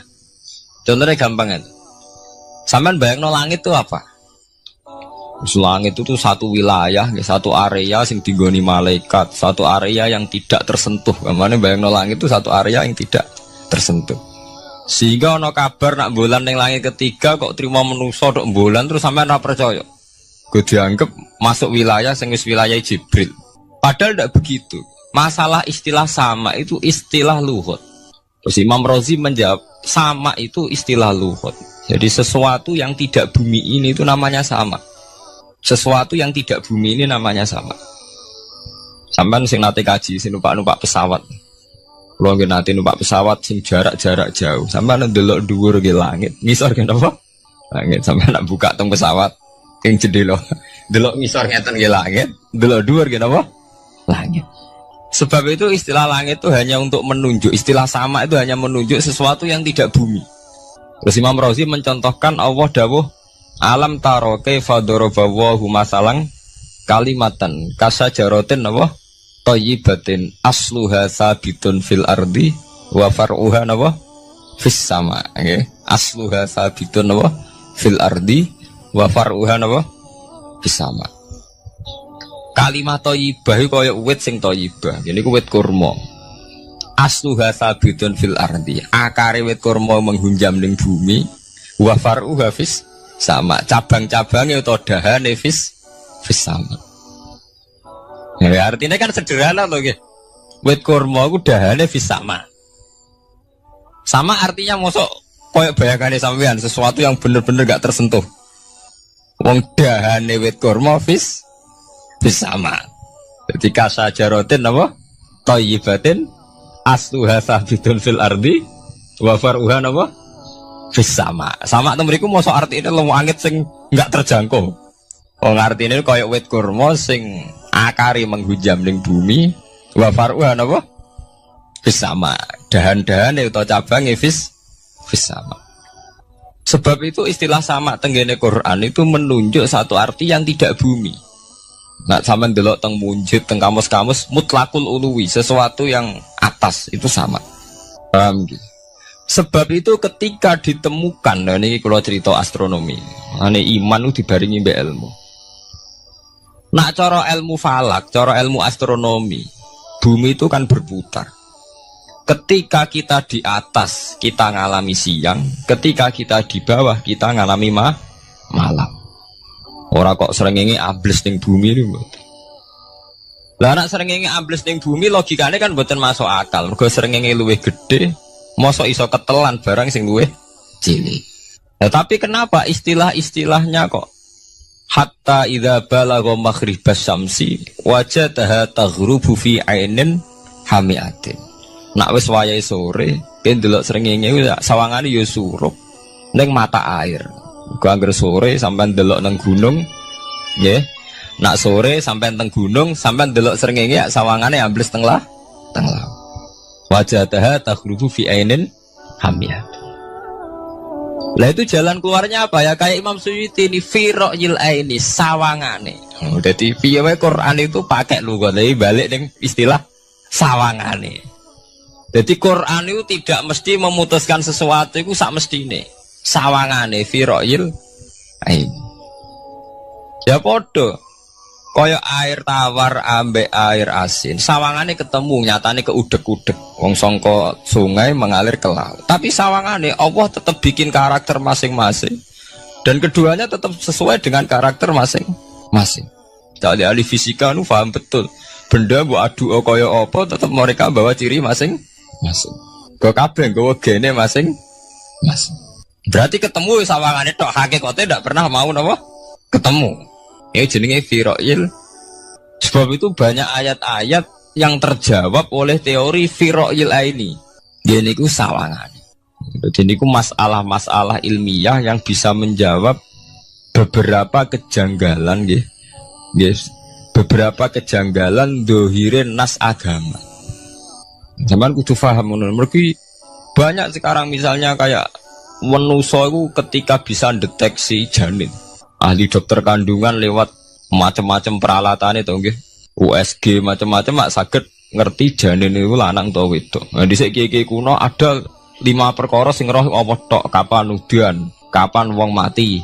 Terus sing ning jero kandungane wong wedok iku lanang apa wedok sing roh Allah tok. Kiye kuno ngoten. Tapi sakniki wong paling percaya urusan mati tok. Urusan udan secara falak, secara astronomi saged dideteksi to. Wong falak iku iso ngerti iki musim rendeng. Musim ketiga, pergerakan angin sampai ndelok ning perkaryaan cuaca ki rata-rata bener. Nggih mboten, musim angin, musim hujan, musim kering. Secara ilmiah ngene ku wong ngene ku wae. Setelah kita nentukan ora ana lanang wedok ning gone kandungan wedok manusa roh sing roh apa tok, sing mari keliru sampai nentokno lanang wedok. Wong apa mau dawuh wa ya'lamu ma fil arham. Hanya Allah yang tahu apa yang di rahim. Ma itu cara nahwu itu mubham. Ma itu tidak harus menunjuk laki atau perempuannya. Ma itu lafadz sing mubham. Apa saja, ya kan bisa terkait nasib, ya, bisa terkait kesehatan, bisa terkait gennya normal ndak. Tapi tahu-tahu kita lewat perasaan kita piyambak nentokno wa ya'lamu fil arham lanang wedok. Itu yang bolak-balik mulai agama rusak itu tadi. Sesuatu buat makna ini menurut karepem dewi.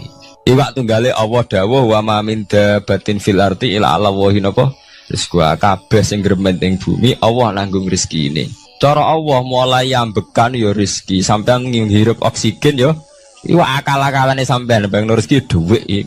Sehingga ketika kira di dhuwit terus janggal jare wa ma min dabatin fil ardi ila Allahi rezeki aku ora di dhuwit ora di beras. Nah iku jenenge maknani Quran menurut karepe dhewe. Nah semaring rusak tatanan bolak-balik terus nuruti karepe niki durungaken sanget nggih. Jadi ada masalah-masalah agama sing tahu-tahu kita punya pengertian menurut karepe dhewe. Ngene ku wau, misale wonten dawuh wa ma min dabatin fil ardi ila ala wahiris kuha asal jenenge dabah. Pokoke makhluk urip mesti dijatah rezeki masing-masing. Rezeki ku cara Allah nggih mulai ambekan udara, kesehatan, sampean gak diantem tsunami, gak diantem gempa niku rezeki. Tapi manusa di bayangan dhewe rezeki ya dhuwit. Duwe beras kathah. Nak panen kathah. Tapi manusa iku pengetahuane manusa mulane jare pangeran wa kanal insanu zaluman jahula. Manusa ujung-ujunge iku ya zalim ya bento. Jadi jahulan ora jahil iku maknane bento. Nak jahulan banget bentone. Lah kok mboten bento sepundi? Ketika sampean nganggep rezeki ku artine duwe akeh, pangeran ngelingno, duwe akeh kowe setruk yo ora iso nikmati. Ya sumpah. Nggih mboten. Ketika kowe bayangno rezeki ku beras akeh apa-apa akeh. Terus kowe kecelakaan utawa duwe penyakit-penyakit apa ya sumpah. Sebab itu Allah ngendikan masalah rezeki itu masalah potensi kecelakaan. Makanya Allah ngendikan teng surat Isra iku manusa oleh ngelingno nganggo teori potensi. Afa amintum ayaksifamikum janibal barri. Allah ngelingno kowe kok ning bumi ngrasa aman, iso wae ujug-ujug ana tsunami. Iso wae ujug-ujug ana gempa. Misalnya kayak saiki selamat, iso wae kapan-kapan ra selamat. Sampai tenggene surat Isra itu diulang-ulang. Afa amintum ayaksifamikum janibal barri aw yursila alaikum qasfam min khasifam di bulan bal ini. Kowe kok ngrasa aman ning bumi, iso wae setiap saat kowe kena angin liung, kayak angin Belitung. Kowe ujug-ujug kena macam-macam, kena tsunami, kena gempa.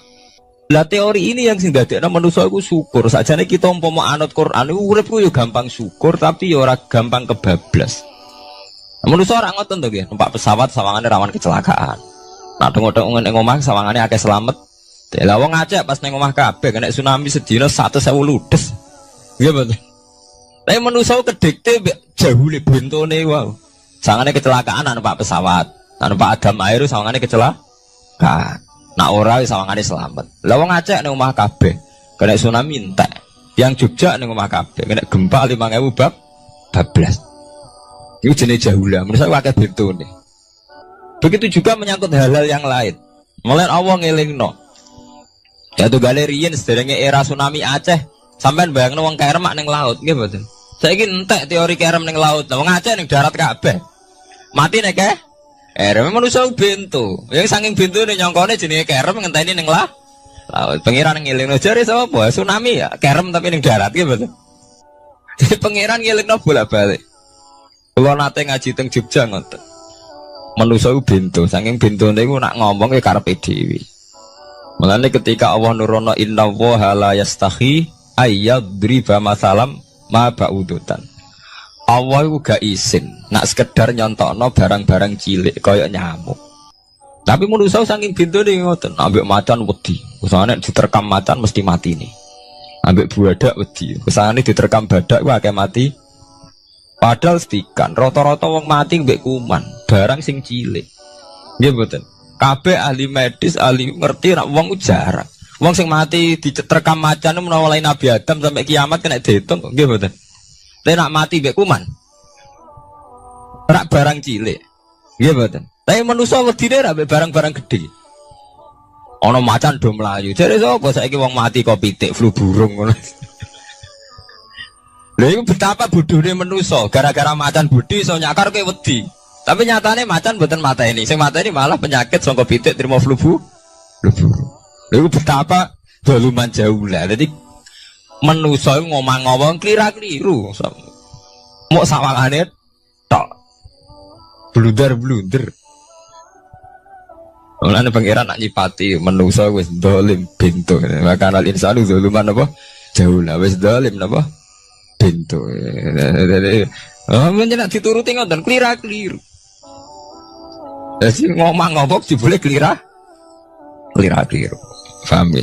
Iku saniki kok sampean ketambahan ilmu anyar sesuatu itu ana sing kaitane napa firoil aini mok sawangan. Sebagian ilmune manusa mau nuruti napa sawangane ora nganti tok ilmu hakikat. Sebab itu cara ilmu-ilmu tasawuf terus ilmu dibagi telu wonten syariat, wonten tarekat napa wonten hakikat. Mergo nek umpama nuruti syariat tok wong ku mok sawangane tok. Ya sawangane wis salat wis sujud. Jebule atine ra melok sujud. Atine brontak ene pangeran. Artine sujud kan wong tunduk kabeh ning khairihi wa syarrihi minallah. Jebule sawangane sujud tapi grundal-grundal mbek pangeran jenenge sawangane. Mulane terus wonten ilmu hakikat ora oleh mau nglakoni syariat tok kudu ana hakikate. Muga nek ana hakikat ya ngoten niku wau. Mau barang mau amen sawangane tok.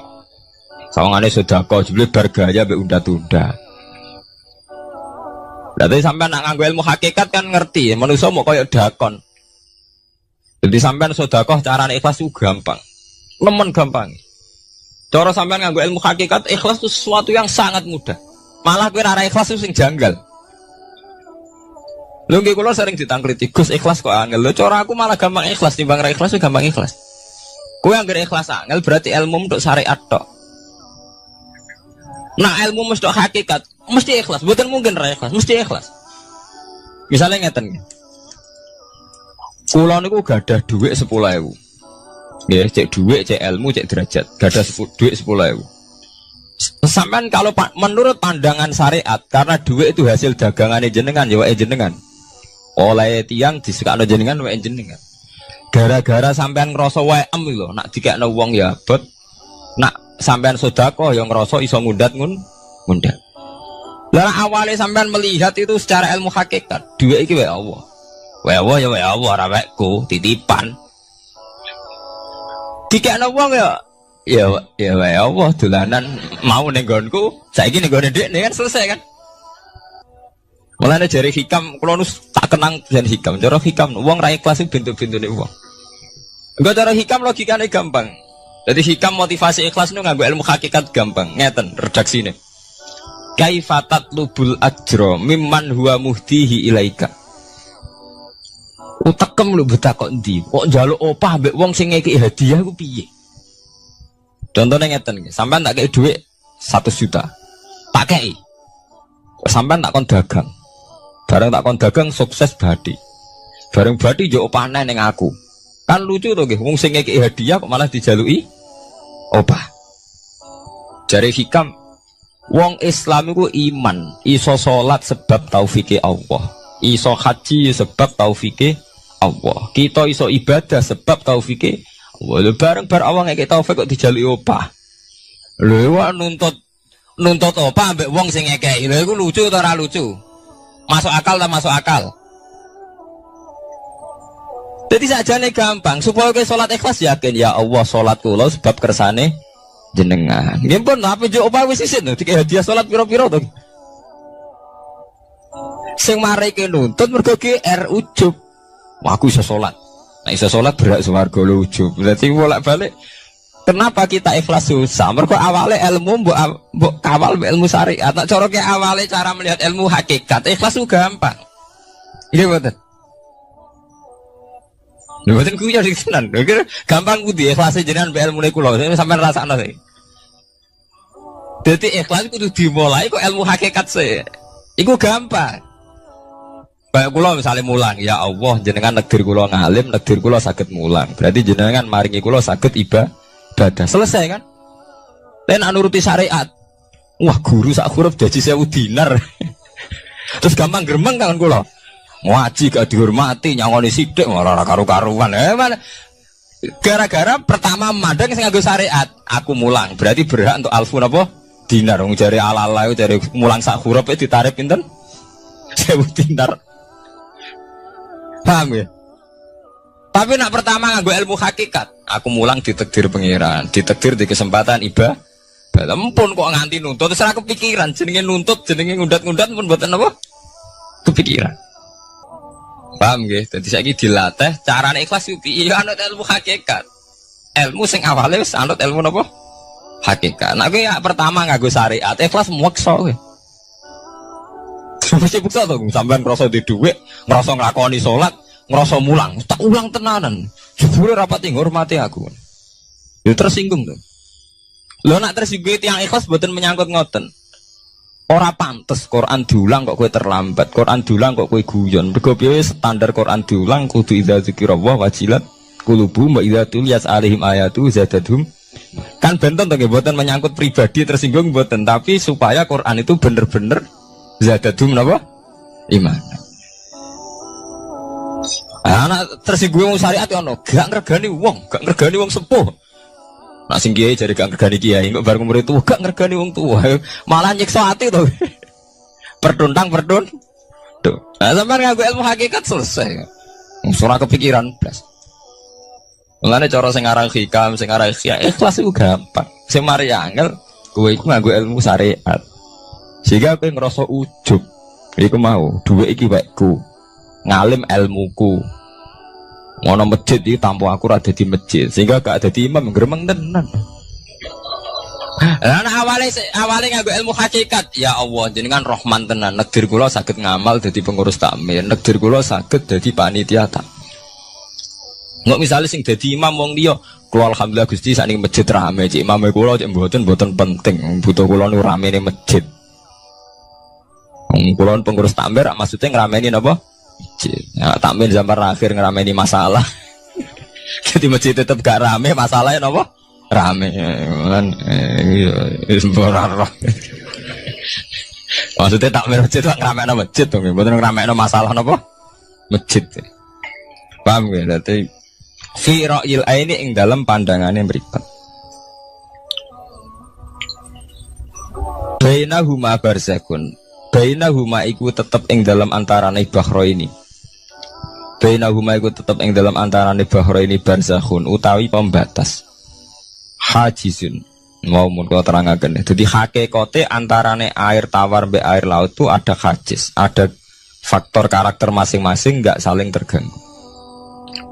Fabi ayyi ala rabbikuma mongko kelawan dine pira-pira rahmate pangeran loro ira tukadibani gorono sira loro. Yakhruju minhumal lu'lu'u wal marjan.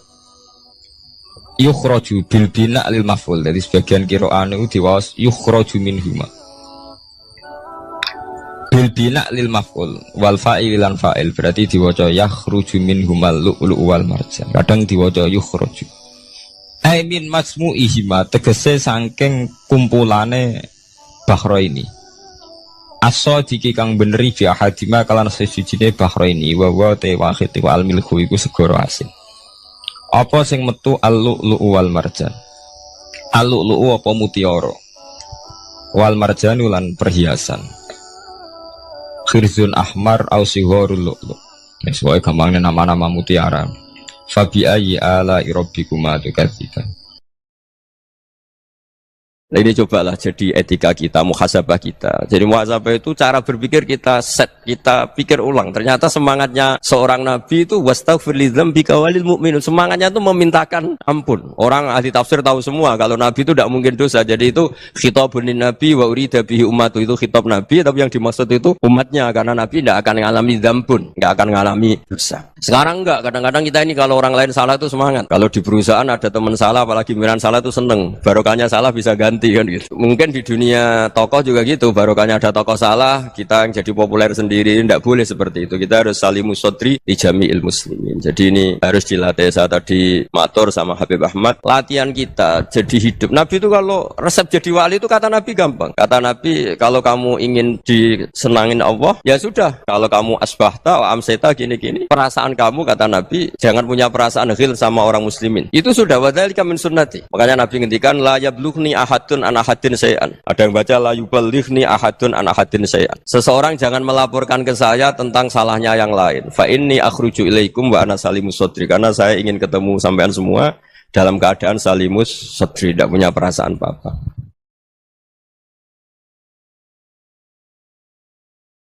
Dalam konteks Indonesia, muhasabah itu sudah jadi perilaku ya. Karena dulu orang tua saya, guru-guru saya kalau ngandani itu, bayangkan kalau kamu jadi dia. Jadi misalnya kita mentang-mentang atasan, otoriter sama bawahan. Bayangkan kalau kamu jadi yang bawahan itu kayak apa? Laukun tamakana, kalau orang Arab bilang, bayangkan kalau kamu di posisi dia. Makanya guyonannya orang-orang Indonesia itu kan orang ngaramkan judi gitu, bareng dikasih tahu. Tapi yang menang anak jenengan, alhamdulillah. Ternyata ngaramkan itu karena ada anaknya. Kalau anaknya yang menang ya seneng. Meskipun itu guyonan, tapi saya punya padanan itu dalam kitab Hikam. Nabi Ibrahim itu Khalilur Rahman, tentu bencinya minta ampun sama yang namanya maksiat. Suatu saat beliau diterbangkan di alam malakut. Itu kalau di Hikam saya halaman 15 juga. Saya masih ingat betul. Mungkin kalau Anda beda halaman karena beda cetakan. Atau enggak punya kitabnya. Atau punya tapi tidak bisa baca. Nah itu jadi berbagai kemungkinan. Atau punya tidak bisa baca tapi dianggap jimat. Atau digo pencitraan. Banyak itu kaji-kaji tidak bisa baca kitab tapi di ruang tamunya kitabnya besar-besar. Pencitraan itu. Tapi ya bagus lah, nggak apa-apa untuk syiar. Setelah diterbangkan di alam malakut, diperlihatkan sama Allah. Ada orang pezina, ada orang syaribul khomri, ada orang mabuk, ada orang macam-macam. Allah tanya sama Nabi Ibrahim, bagaimana pendapat kamu Ibrahim tentang mereka yang maksiat? Kata Nabi Ibrahim, ya Allah habisi saja mereka. Mereka hidup di bumi engkau, makan rezeki engkau, kemudian mereka ada taat sama engkau. Singkat cerita di fase itu, saya ulang lagi di fase itu, Allah nurutin. Sampai sekian peristiwa, mungkin 3 atau 4. Sudah, setelah sekian tahun Nabi Ibrahim lupa peristiwa itu, kemudian beliau diminta menyembelih anaknya. Ini versi kitab Hikam. Memang versinya banyak tentang kenapa Nabi Ibrahim disuruh menyembelih anaknya. Ketika mau menyembelih anaknya, Nabi Ibrahim ragu. Huwa samratu fuadi. Anak saya ini buah hati saya, kenapa engkau suruh menyembelih? Terus kata Allah, apa kamu tidak ingat ketika kamu saya angkat di alam malakut, kemudian kamu usul bunuh-bunuh, saya tidak mempertimbangkan usul Anda, tapi kenapa sekarang saya merintahkan kamu mikir gitu. Terus, ya karena ini anak saya ya Allah. Terus kata Allah, rumangsamu wong sing kon mateni gak gawean kau sing gawe kowe enak wae usul mateni. Jadi sebenarnya saya yang bikin kemudian Anda enak aja usul membunuh. Semenjak itu Nabi Ibrahim itu di eranya itu asfaqun nas, orang paling sayang sama manusia. Karena kadang kita keras itu ya kebetulan tuh udah anak kita, ada keluarga kita. Cara orang Jawa itu kan gitu ya, kalau ada perempuan terus macak yang macam-macam pakai sepeda motor cowok terus wah itu luput suwuk semoga-moga gini, tapi setelah dikasih tahu niku ponakane jenengan semoga-moga selamat. Jadi jangan-jangan kemarin ahli ma'asi itu kebetulan tuh tidak keluarga kita. Kalau keluarga kita yang pernah salah pada kita, semangat kita mintakan maaf. Jangan-jangan kita didikte hukum sosial gitu. Jadi orang yang salah kebetulan tuh orang yang menservis kita. Atau keluarga kita, atau orang dekat kita, jangan-jangan semangat kita mintakan ampun. Tapi kalau sama orang lain, kebetulan musuh kita semangatnya minta itu kena adab. Nah ini yang nggak boleh dalam Islam. Islam mengajarkan niru Rasulullah SAW, Nabi itu rahmatal lil alamin. Bahkan kemarin saya ngaji virtual sama beberapa habaib, ada Habib Ali Al-Jufri dari Mesir, ada Habib Alwi dari Kuitang, ada Habib Nabil Al-Musawa.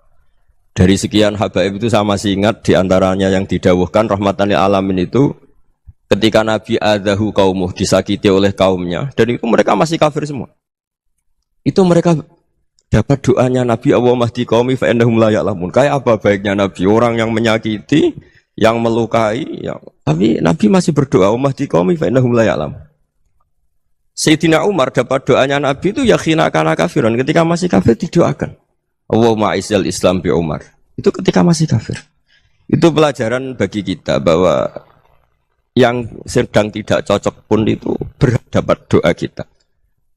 Ya doa supaya kondisi kita baik, hari tambah baik. Karena agama ini saya berkali-kali bilang limangka nayarjuwa hawal yaumal akhir. Agama ini diperuntukkan bagi yang selalu punya harapan pada Allah Subhanahu wa taala. Saya cerita muhasabah ini tentang hubungan kita dengan Allah. Di Indonesia itu banyak orang fasik, banyak orang nakal. Ya di mana-mana orang nakal itu ya mayoritas wa aksaruhum fasikun. Tapi berkahnya harapan. Mungkin saya kira nakal sok benda, mungkin saya kira sholat sok ben sholat, mungkin sekarang belum sakhok, belum dermawan, suatu saat dermawan. Barokahnya itu kefasikan ini dianggap sementara. Sedang fasik, sedang tidak benar. Karena kiai-kiai kita, para guru-guru kita, para habaib utamanya itu mesti bilang semoga husnul khotimah. Nah barokahnya doa itu semoga husnul khotimah itu menjadikan satu pola sosial. Yang sedang fasik ini masih diharapkan jadi lebih baik, jadi lebih. Sehingga kita tidak ngambil sikap ekstrim, ya ingin menghabisi atau ingin mengadili, tidak. Karena selalu kita punya harapan. Dan agama ini limangka nerjuwa hawal yaumil akhir. Bayangkan dulu kalau yang nakal itu anak kamu. Pasti kamu nggak ingin kan langsung dapat azab, dapat apa. Padahal kita semua jadi tokoh ini abul kulli, bapak dari semuanya. Sehingga ketika Rasulullah SAW jalan-jalan kemudian melihat perempuan sedang menyalakan api. Kalau apinya mati ditiup, anaknya dijauhkan. Nanti kalau sudah jauh dari api, anaknya digendong lagi. Terus kata Rasulullah, matur ke semua sahabat, Aro'aitum anna hadih torihatan waladaha alan nar. Apa kamu berpendapat bahwa perempuan ini akan melemparkan anaknya ke neraka? Tidak ya Rasulullah. Tidak akan seorang ibu melemparkan anaknya ke api. Terus kata Rasulullah, Allahu arhamu min hadih biwaladiha. Allah lebih rahman, lebih rahim dibanding orang tua ini kepada anaknya. Ini yang harus kita kenalkan terus, kita kampanyakan terus. Supaya orang hubungannya dengan Allah itu nyaman, asik. Sehingga dengan demikian selalu ada harapan bahwa yang sedang nakal ini suatu saat tobat. Kita tidak boleh menghukumi pasti begini, pasti gini. Itu tidak wilayah kita. Itu juga yang dicontohkan Rasulullah SAW. Secara lahir Nabi itu nggak berkenan sama Wahsy. Karena Wahsy itu salahnya salah fatal. Karena membunuh ahabban nasi ila Rasulillah. Yaitu membunuh Sayyid Hamzah. Jadi ketika Wahsy tobat, Nabi itu terima tobatnya. Dan ketika beliau dengan basariyahnya agak siap ketemu Wahsy karena harus ingat Sayyid Hamzah, basariyahnya diturutin. Oke, kamu iman, saya turutin, tapi jangan sering ketemu saya. Karena kalau ketemu kamu, saya masih ingat sama paman saya, Sayyid Hamzah. Kita bisa ngelola seperti itu. Kita tidak cocok sama orang, bagaimanapun mereka umat Rasulullah SAW, kita tetap mencintai mereka. Misalnya kalau beda agama, mereka sama-sama orang Indonesia, kita mencintai mereka atas nama warga Indonesia. Tapi kalau misalnya potongannya ora cocok, beda kultur, bawaannya itu mangkel no cara Jawa, ya bisa diilmoni, jangan ketemu. Wong sudah tidak cocok, ingin ketemu nyari solusi. Roh ini tok seneng itu kan ya repot itu. Ya sudah kalau nggak pati cocok ya jangan sering ketemu. Dan itu kita bisa memanage seperti itu tuh bisa. Saya berkali-kali cerita tentang Imam Syafi'i. Kalau dikasih tahu ya Imam Aba Abdillah, panggilannya Imam Syafi'i, tetangga Anda ini ternyata banyak yang nggak senang Anda. Jawabnya beliau senang. Ya bagus kalau nggak senang saya, ndak utang saya katanya. Jadi gara-gara sampean seneng aku ngatur aku ini kan. Dan mungkin sampean ra seneng kan ya enak. Jadi hidup itu dianggap happy. Kalau seneng ya teman silaturahim, kalau nggak seneng ya nggak bakal utang gitu. Baru kayak seneng itu nggak ganggu. Gitu. Jadi dulu itu orang bisa ngelola seneng ndak seneng itu bisa. Karena ada kearifan hubungan dengan Allah Subhanahu wa Ta'ala. Hidupnya selesai karena masyghul bi dzikrillah, mereka sibuk dengan Allah. Makanya kata ulama-ulama tasawuf, kamu jangan melihat manusia perilakunya, tapi kamu juga harus ingat yang gerakkan semua itu Allah Subhanahu wa Ta'ala. Dengan demikian kita farah, kita senang. Makanya Nabi kalau ngutus Anas bin Malik kemudian enggak kesampaian yang diinginkan karena Anas main. Ketika garwa-garwane Nabi agak tersinggung, Nabi andaikan Allah menghendaki yang saya inginkan kesampaian, pasti itu kesampaian. Jadi dianggap kegagalan Anas gak manggil yang dituju Nabi itu ya kersane Allah ya enteng saja. Sayyidina Ali lebih parah lagi yang dialamin. Itu dalam beliau kalau dipanggil itu gak cepet-cepet ke sana. Ketika ditanya, kenapa kamu tak panggil gak cepet ke saya? Amin tuh ukubatak. Karena aku tahu engkau orang baik. Orang baik itu pemaaf. Jadi makanya orang-orang soleh dulu itu bodoni itu. Makanya sekarang kalau ada orang bodoni itu mesti beda orang soleh. Kalau orang-orang soleh itu kakean husnudzon akhirnya sering dibodonin. Abdul bin Umar itu masyhur itu. Kalau ada budaknya sering sholat, sergap sholat itu dimerdekakan. Akhirnya enggak sholat pun pura-pura sholat. Akhirnya juga dimerdekakan. Ketika ditanya kenapa engkau merdekakan? Padahal mereka sholatnya menipu engkau kata pembisik-pembisik itu. Man khoda'ana lillah in khoda'na lah. Dia nipu atas nama Allah, berarti saat tertipu juga atas nama Allah. Enggak masalah dong, semuanya demi Allah Subhanahu wa Ta'ala. Jadi ketika kita ketemu mensifati Allah Ta'ala itu ghafir. Allah pemaaf. Jangan kamu enggak fair untuk diri kamu nyifati Allah ghafir, pada orang lain Allah kamu sifati syadidul iqab. Jadi Allah kamu atur, kayak MC tadi ngatur saya. Jadi Allah itu apa? Kalau pada saya ghafir, kalau pada musuh saya syadidul iqam. Itu tidak fair. Kalau Anda punya harapan kepada Allah karena Allah Rahman Rahim, Allah ghafir, sebenarnya Allah pada musuh kita ya bisa saja Allah ghafir, bisa saja Allah Rahman Rahim. Sehingga kita melihat orang lain yang kita tidak cocok itu ya enteng saja. Itu min ummati Rasulillah sing tanaluhu syafa'atuh, tanaluhu sa'atu rahmati, tanaluhu fair. Jangan dengan kita kayak mesti dapat rahmat. Jangan orang lain kayak Allah pasti syadidul iqam, itu tidak boleh. Sehingga ketika ada orang Badui, singkat cerita orang Badui ini kencing di masjid, semua sahabat membentak dia. Yang enggak bentak hanya Nabi tok. Saking mangkalnya orang ini karena semua sahabat bentak kecuali Nabi. Setelah dibenarin Nabi, terus Nabi nyuruh sabbu ali dhanuban min ma'in. Setelah disucikan masjid itu, dia berdoa keras sekali. Allahumma arhamni wa Muhammadan wa la tarham ma'ana ahadan.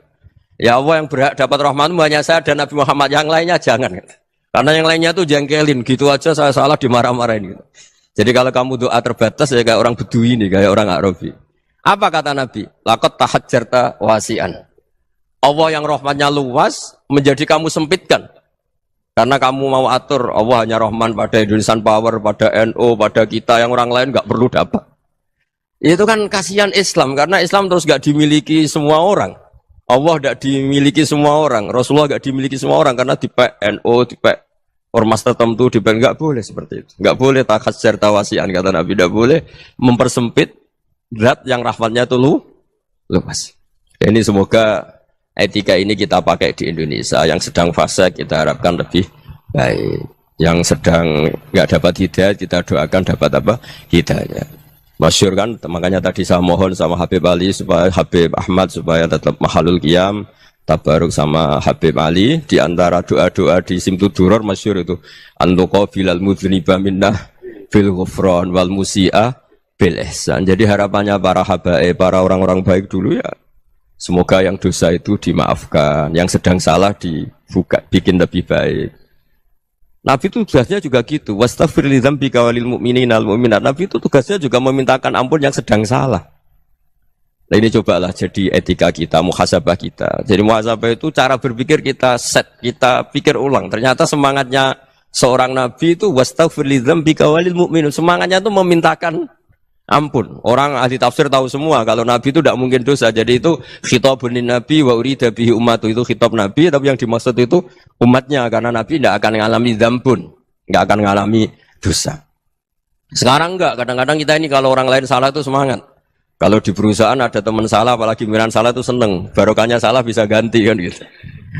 Jadi kalau mungkin di dunia tokoh juga gitu, barokahnya ada tokoh salah, kita yang jadi populer sendiri, tidak boleh seperti itu. Kita harus salimus sodri di jami'il muslimin. Jadi ini harus dilatih. Saya tadi matur sama Habib Ahmad, latihan kita jadi hidup. Nabi itu kalau resep jadi wali itu kata Nabi gampang.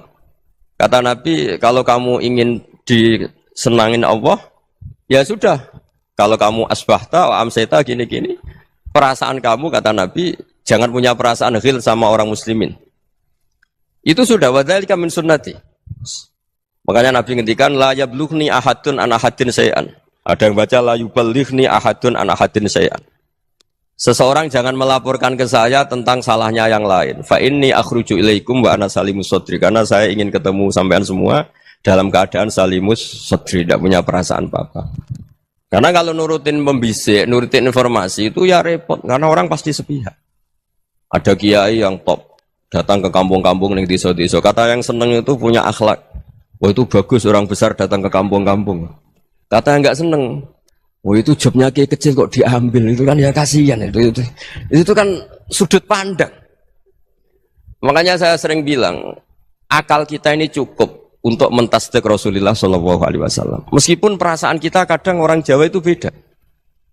Saya berkali-kali bilang sama peneliti dari Jogja, kenapa sih Gus para nabi itu kok poligami istrinya banyak?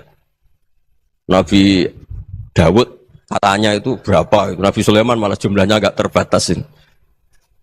Nabi Muhammad itu paling sedikit. Saya tanya gini, perempuan itu orang lemah. Jadi kalau nolong orang satu gimana baik? Kalau nolong orang dua ya lebih baik. Ya sudah kira-kira seperti itu. Paling tidak akal kita masih tahu kalau orang baik itu kan mesti baik. Nolong orang satu baik, nolong orang dua ya lebih baik, nolong orang tiga lebih baik. Tapi kalau kamu orang nggak baik, satu saja kamu terlantarin, kamu miskinkan, kamu ya tinggal diukur kan. Kalau orang baik nambah baik, tapi kalau orang buruk tambah buruk.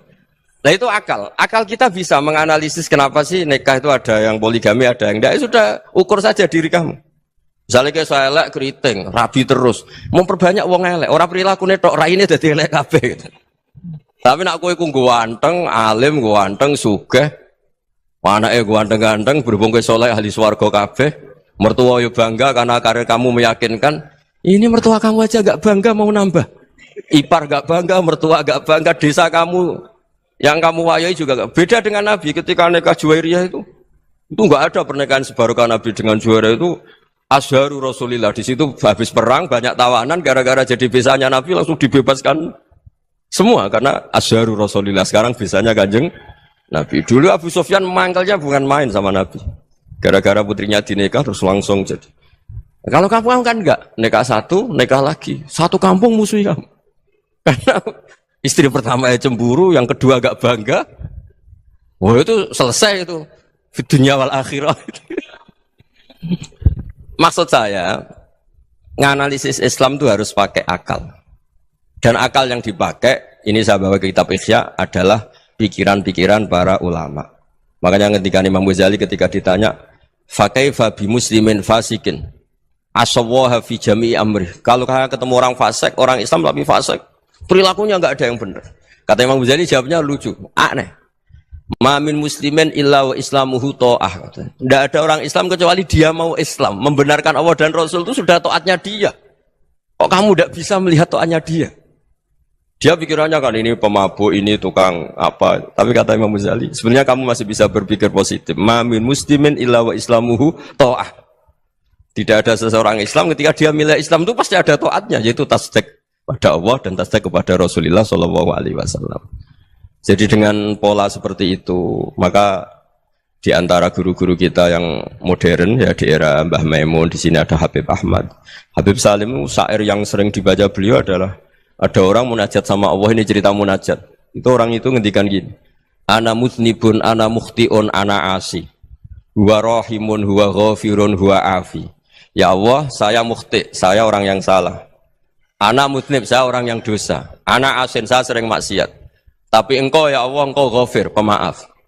Engkau rahim, maha pengasih. Engkau afin, yang mudah memaafkan. Terus kata orang ini, ya agak kurang ajar, tapi saking senengnya sama Allah. Qobal tuhunna salasatan bisalasati. Ya gini saja ya Allah, sifat engkau diadu dengan sifat saya. Engkau Tuhan, Gusti, nggak boleh kalah katanya. Terus wasatahliban ausofu ausofi, dan engkau pasti pemenangnya. Gitu. Jadi ada orang rayu Allah dengan cara seperti itu ya ada ya. Saya ini manusia, salah saya banyak. Engkau ampunannya banyak. Engkau Tuhan, Gusti, nggak boleh ampunan Anda, ampunan engkau kalah dengan salah saya. Nggak boleh Tuhan kok kalah. Nah, jadi untuk supaya orang punya harapan gitu. Banyak juga wali-wali yang jadab ketika datang ke makam Rasulullah SAW. Itu kalau dongo ya agak kacau sebetulnya, cara syariat agak kacau. Ya Allah, engkau punya dua pilihan. Jika engkau menjadikan saya soleh, surah habibu, yang senang kekasihmu, yaitu Rasulullah SAW. Tapi jika engkau menjadikan saya fasik, surah adubuk, yang senang itu setan. Monggo jenengan mau menyenangkan kekasih jenengan, mau menyenangkan musuh jenengan, monggo. Jenengan bebas kok memilih. Nah, mestinya Allah ya senang menyenangkan kekasihnya. Jadi ya, intinya Allah dipaksa untuk menjadikan dia orang soleh gitu. Jadi kayak kemarin itu Pak Bu siapa? Kesini itu yang sama jenengan itu. Kuliah kesini itu sama Habib Ahmad. Saya pertama nggak mau, lama-lama Habib Ahmad. Ini gimana, Gus? Orang taunya saya dekat jenengan, kalau nggak kasil saya waduh. Ini kayak doanya wali yang tadi. Nggak punya pilihan, nggak ada pilihan ini. Jadi saya mohon muhasabah itu dimulai cara berpikir. Makanya di sini sebetulnya tag ini supaya dapat barokahnya Ihya. Ini kitab yang disenangi para habaib, para ulama. Sebetulnya tag di muhasabah itu redaksinya gini ya, yang lengkap loh. Hasibu anfusakum qabla an tuhasabu wa zinuha qabla an tuzanu wa tahayya'u lil ardil akbar. Jadi ada kata wazinu, jadi ukur. Perilaku Anda ini diukur, ditakar. Misalnya kita sebagai suami kan ya punya hal-hal yang kita tidak ideal. Corong Jawa mesti pesek. Cara rezeki ya pas-pasan itu. Dan kita juga kalau, makanya nggak boleh tanya istri begini, apa saya cinta pertama Anda? Pasti Anda kecewa. Orang jadi istri hanya korban terakhir itu. Sudah. Karena orang kalau ngelamar kemana-mana nggak jadi, yang jadi istri itu pasti korban terakhir itu. Jarang istri pilihan pertama, jarang. Ayo semua yang nikah. Rata-rata itu pilihan Anda pertama Pak, dari sekian ditolak di mana-mana terus. Ya perempuan terakhir. Kamu juga korban terakhir gitu. Itu wali-wali dulu kalau ngandani kita itu sederhana. Antal, ini masyhur diceritakan Habib Zain bin Semit dalam kitab Al-Manhajus Sawi. Anta lam tajid min nafsika kullama turid. Fa kaifa turidu min ghairika kullama turid. Kamu yang ingin ideal saja, kamu tidak menemukan pada diri kamu untuk menjadi ideal. Kamu kan ingin ganteng, ingin punya uang banyak, ingin perilaku Anda sempurna. Anda saja yang punya keinginan tidak bisa mewujudkan keinginan Anda sendiri.